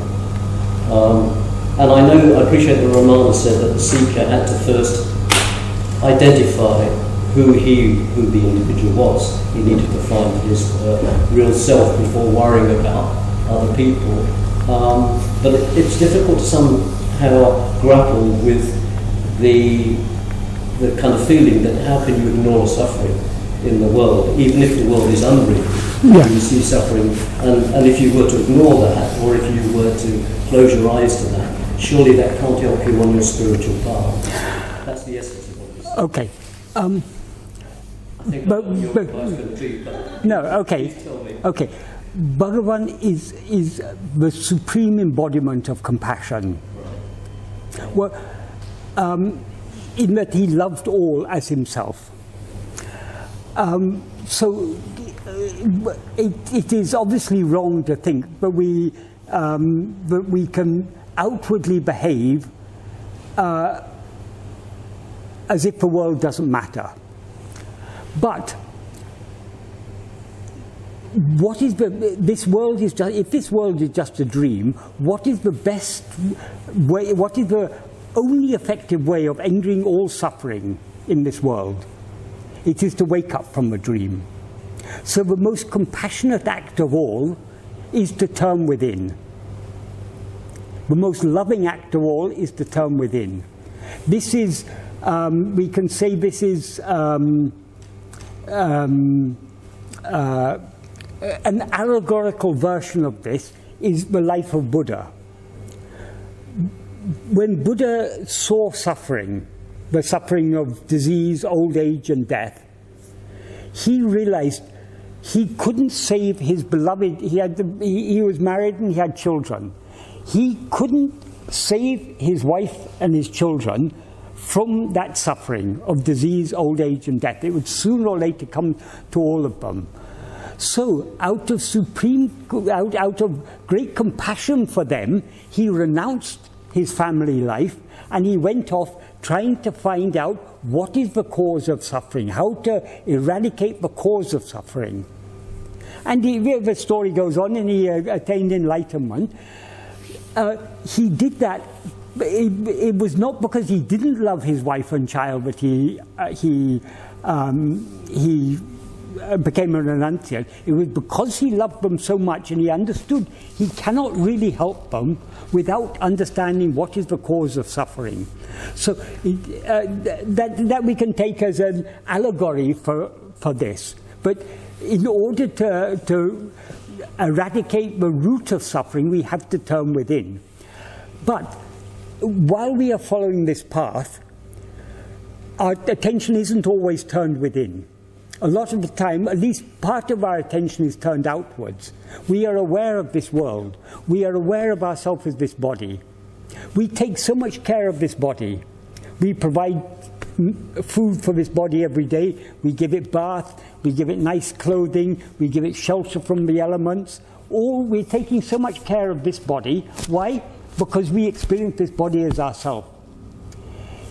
When we see other people, if we see a person who doesn't have enough food, or is cold because they don't have a home to live in, or doesn't have sufficient clothing, naturally, if we are truly following this path, we should be as concerned about the suffering of others as we are concerned about ourselves. This is the meaning of the English term compassion. Compassion means to suffer with. So we see others suffering, we identify with that suffering. We feel the suffering that others feel. When we see others suffering, we suffer seeing them suffering. So we do what we can to alleviate that suffering. So when we are acting in the world of vivahara, of relativity, of all these actions, or all these phenomena, we have to act, we have to be as, we cannot be as concerned about all others as we are about ourselves, because the nature of the ego makes us more concerned about ourselves. But to the extent that we're truly following this path, our identification with this body will be lessened, and therefore we'll feel more compassion when we see for the suffering of others. It's natural. Compassion will definitely come to anyone who is truly, sincerely following this path. So there's no contradiction. But anyone who says, I mean, it's sometimes said, oh, spiritual people are very selfish. They're only concerned about their own salvation. That is a gross misunderstanding. But supposing we have the attitude, I don't care about others, all I care about is my mukti, I want to attain mukti, we haven't even begun on the path, because who is the I who wants to attain mukti? Who is the I who doesn't care about others?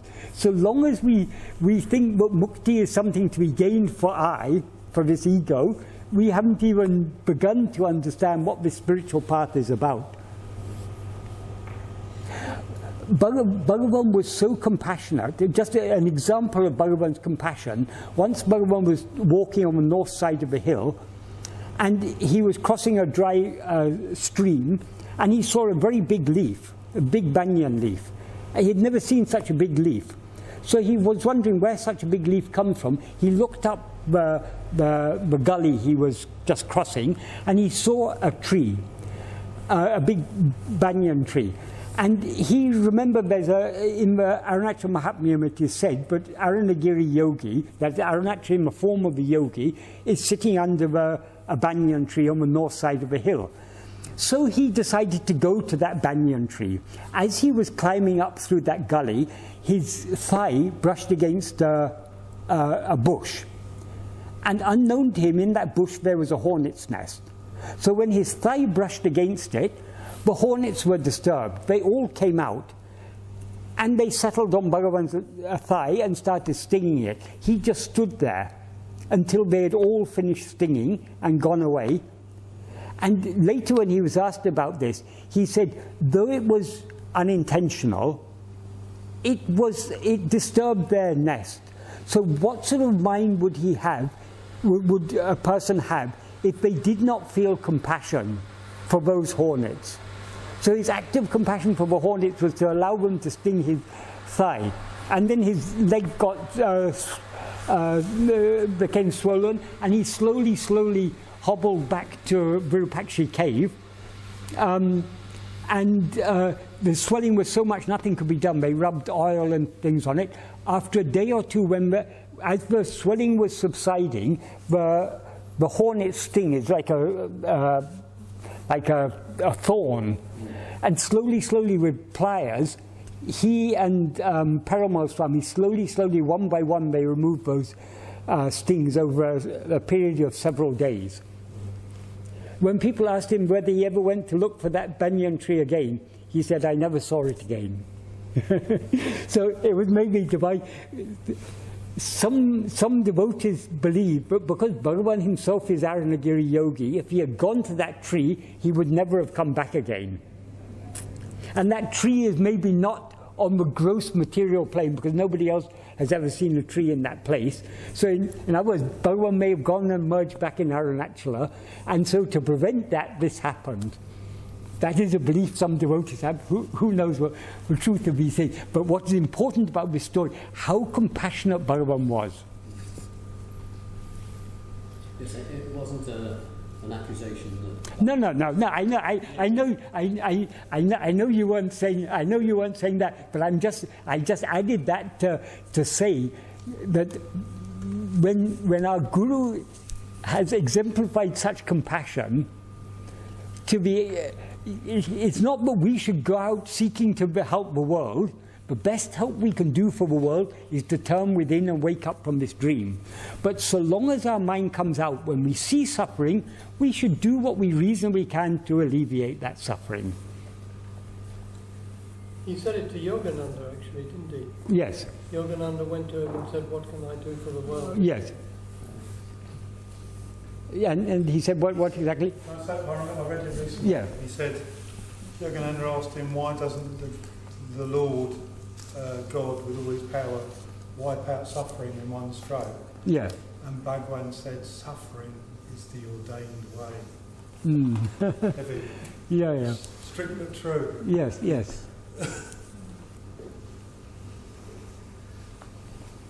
And the people who were very much concerned about the world, I mean, in those days it was a very political time in India, because there was the freedom struggle, and obviously the British rule in India was very, very unjust. So a lot of people, Gandhi was there fighting for independence, and a lot of people were were moved by the spirit of the times, you can say. So it was a big issue in those days. And when people used to ask Bhagavan, either about that specific situation or about the world in general, what can we do to help the world? Bhagavan used to say, he who has created the world knows how to take care of it. Let him take care of it, you take care of your job is to surrender yourself, not to take on the burden of the world. Give up your own burden, don't take on more burden.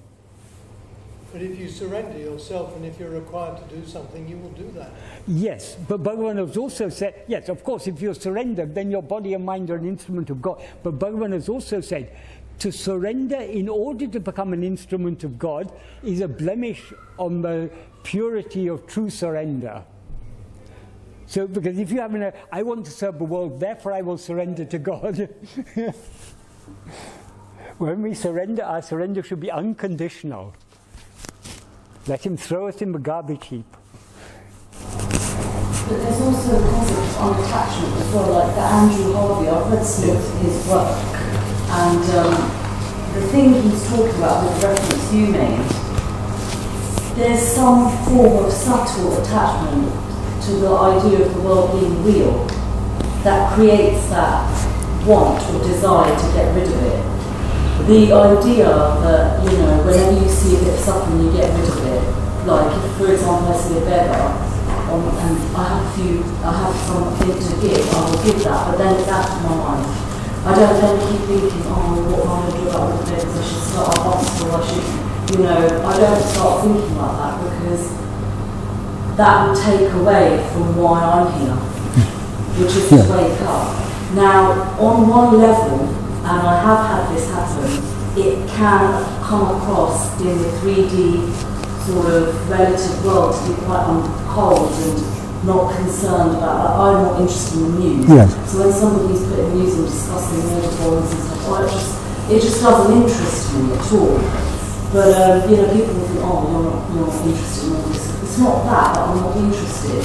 It's just I'm not interested in why I'm here.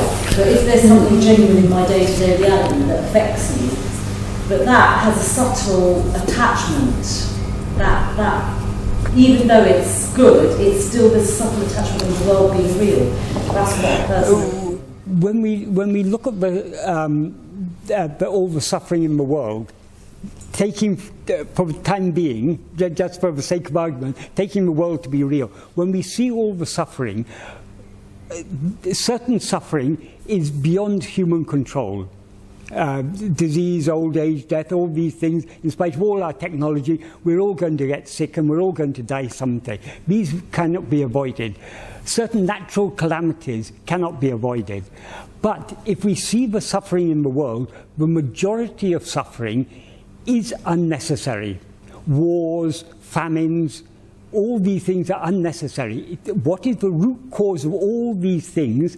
It is human greed. And what is the root cause of greed? Greed is one thing. There's also attachment to religion, attachment to country, attachment to this, attachment to that. In other words, it's rooted all in human selfishness. And the root of human selfishness is the ego. So if we want to get rid of all this suffering, I mean, this is another way of approaching the same thing. We have to get rid of ego. We cannot get rid of the ego in others. Let's first tackle the ego in ourselves. That's another way of viewing. If we tackle this ego in ourselves, then we'll wake up from this dream and we'll see there never was any suffering or anything. But so what you say is correct. When we see suffering, we do what we can to alleviate it. We don't go out looking for suffering, because then it's endless. But, yeah.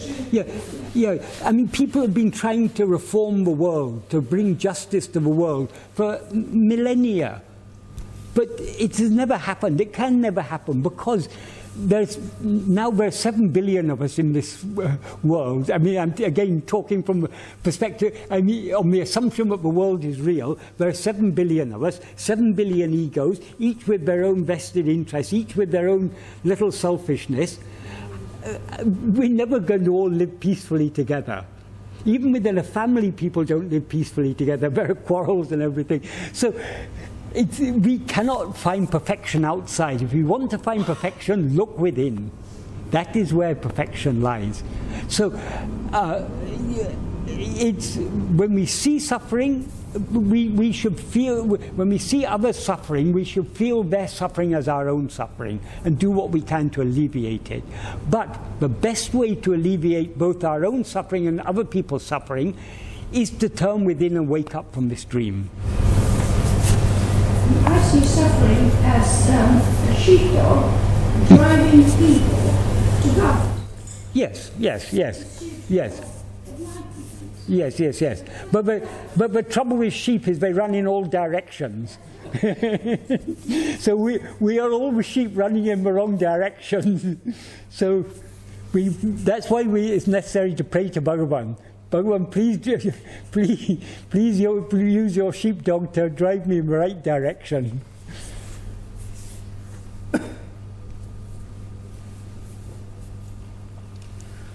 Talking about Bhagavan and the hornets that stung him as an example of his compassion. There's another little story told about, I'm pretty sure this is true and I read it.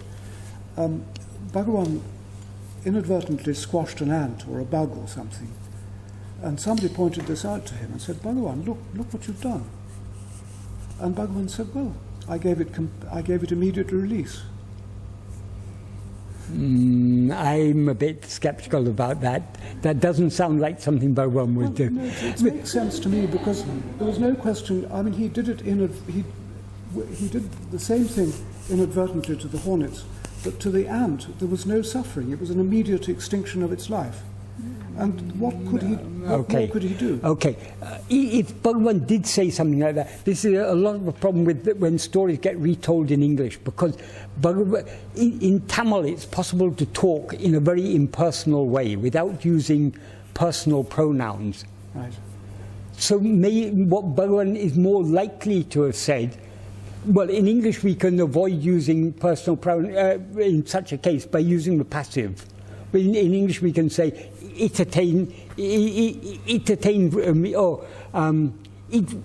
that action that released it, or it was released by that action. Yes.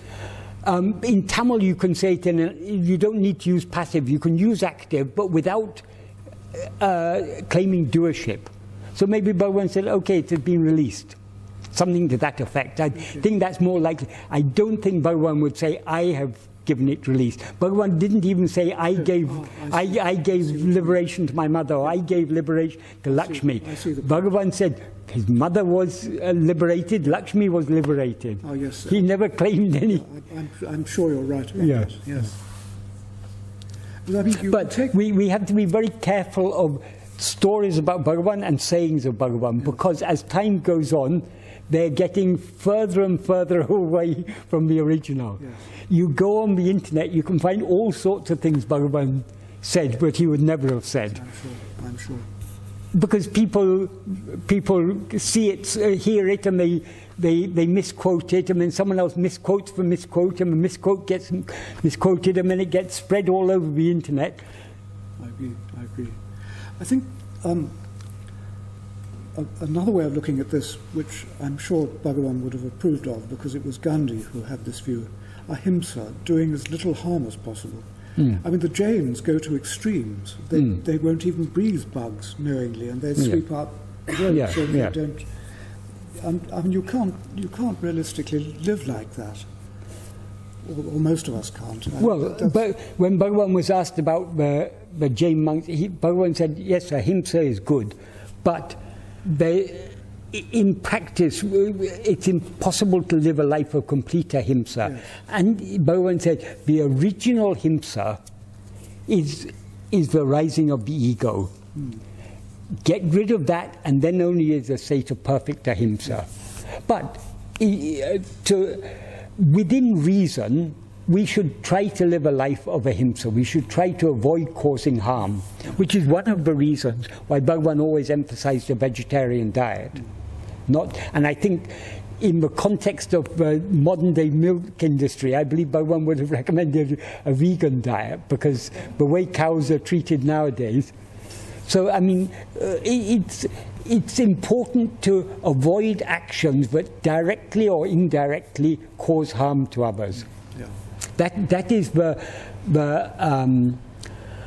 Ahimsa is the fundamental moral principle of all forms of spirituality that originate in India and probably elsewhere also, but I mean particularly Indian forms, Jainism, Hinduism, I mean, the various forms of Hinduism, yoga, Advaita, all these things, Buddhism, all are based on, I mean, Ahimsa is the main principle. The extent to which that's applied by the followers of that religion is another matter, but I mean that is the that is, for a person who is really intent on following the spiritual path, Ahimsa is an essential starting point, trying to avoid causing harm. Michael, can I just say that's stated in Devika, yes. which is a beautiful, yes. Anyone knows. It's not in print at the moment, but it is available on the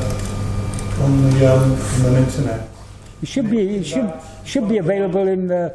I mean, in English, it's here in the collected Bhagavan Tamil collected. Yeah, yes, yeah. As an individual book. Yeah. It's one of the Dharmas, and Bhagavan, I think, spontaneously someone left it or something. Yeah. And he spontaneously translated it into Sanskrit. Yeah. No, it's a Sanskrit agama. Bhagavan. Yeah.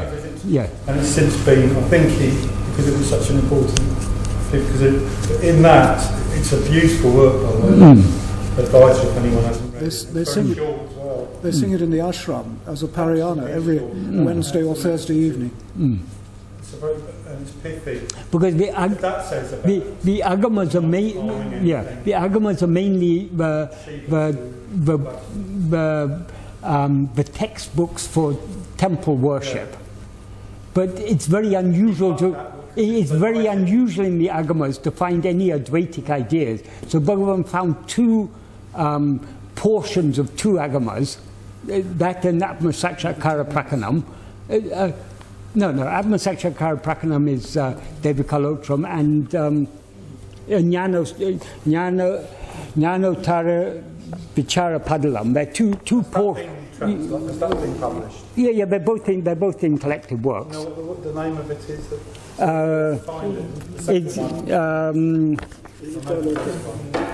David, wait a second, there are two. David Kalotram is a big book. Right. From that, Bhagavan has translated a chapter called Ātma-vichara padalam. Right, that's the one I'm and there's another one. There's another Upa-agama called Sarva-jnanotara. From that, Bhagavan translated a chapter called Atma-vichara prakanam. Right. They're both in the collected works. But that does refer to the principle from Shiva. Yes. From that tradition. Yes. And it was Shiva basically telling Devi. Yes. how to be liberated. Yes. Very short. Yes. Fantastic. Yes. Totally inviting. Yes. Easy to read, actually. Yes. Deva Kalotara goes on forever. It's 85 verses. It's the biggest. The one that Bhagavan selected, that's very short. Oh, is it? And it's a complete in itself.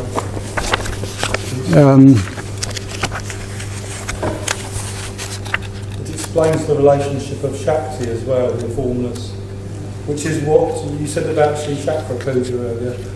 And I wanted to protest a little bit about that. I want to support Sri Chakra because Bhagavan actually laid it with his own hand. He went, because they said he was in they asked Bhagavan to touch it. Bhagavan touched it. No, but it describes the whole principle, that symbol. He was involved in that, wasn't he? Because the Sri Chakra is the relation between. I thought it was him doffing his cap in a Vedic way to the principle of his mother giving birth to his body, because it's the same as Shakti. There's actually, actually putting the Sri Chakra there is wrong. There's a reason for that. because Bhagavan's mother was a jnani. That is why a temple was built there. On the samadhi of a jnani, you don't. Sri Chakra is installed in some temples in order to give power to that temple. How can you give power to a jnani? It was because there were people among the devotees of Bhagavan who were Shaktas, that is Kavirganta and his group, yes, and they believed in this Shakti worship. Right. But if they had had true faith in Bhagavan, they would have believed that Bhagavan's mother is a jnani. On the samadhi of a jnani, to put a Sri Chakra is like trying to, it's like putting a light bulb to illumine the sun. Battery pack on the sun, Yeah. But at the same time, that actual the Shi Yantra, the Shi Chakra, is commonly known as the Shi Yantra, yes. which is it's called a mother symbol. It's a tantra. And it's a whether part. it's an accident or not. Yeah. It does describe the relationship quite well. Bhagavan, the manifestation of form and the formless. That's what it describes. But it is all connected with tantra, and the philosophy underlying tantra, or underlying that type of tantra, is what is called Shakta Dvaita, which is not a Dvaita at all. There are fundamental differences, because according to Shakta Dvaita, Brahman has become this world. That is why when Bhagavan wrote Uludinapti verse 13, for example, he emphasized the analogies they love to use are the golden ornament and the mud and pot. And as Kapali Sastri argued in Satdarshan Bhashya, just like both the mud and the pot, both are real. The mud is the substance, the pot is the form, both are equally real, he said. Therefore it is false and futile to argue that Brahman alone is real and the world is unreal. So in other words, he's saying what Bhagavan has taught is false and futile. But in verse 13 of Uludinapti, where Bhagavan uses that golden ornament analogy, he says anigal tam palavam poi. That means the ornaments are unreal. That is, we have to take the spirit. The substance alone is real, form is unreal, according to Bhagavan. According to Shakta Dvaitins, because Brahman has become the world, according to Advaita, pure Advaita, Advaita of Bhagavan and Shankara, Brahman hasn't become the world. The world is a mere vivata, a false appearance. But their belief is parinamavada, that Brahman has evolved into the world. So they say the world and Brahman both are real. Because the world is the form, Brahman is the substance. So it is a fundamentally different philosophy. That's interesting, because I've always found it quite inspiring to go behind the chakra thing, and I thought it was Bhagavan. Someone told me that he did a lot of time, not just like because they got gold. It's a cosmic substance. As Sadom used to say, when Bhagavan lived in Virupaksha cave, children used to come up from the town at Deepawali time with their fireworks, and they like to let off their fireworks with Bhagavan, and they would ask Bhagavan to light the fireworks. So their children, Bhagavan played the fireworks with them. Right. He said, Sadhuam said, in exactly the same way, when these children who wanted to play with their Sri Chakra, Bhagavan played along with them, even though it was very, very hot in the temple. Bhagavan was sweating there because this ritual was going on, and all these oil lamps and everything were burning. Bhagavan was sweating in the back of the temple. He was bearing it all. When he came out of the shrine, someone said, "Oh, Bhagavan, how grand it was."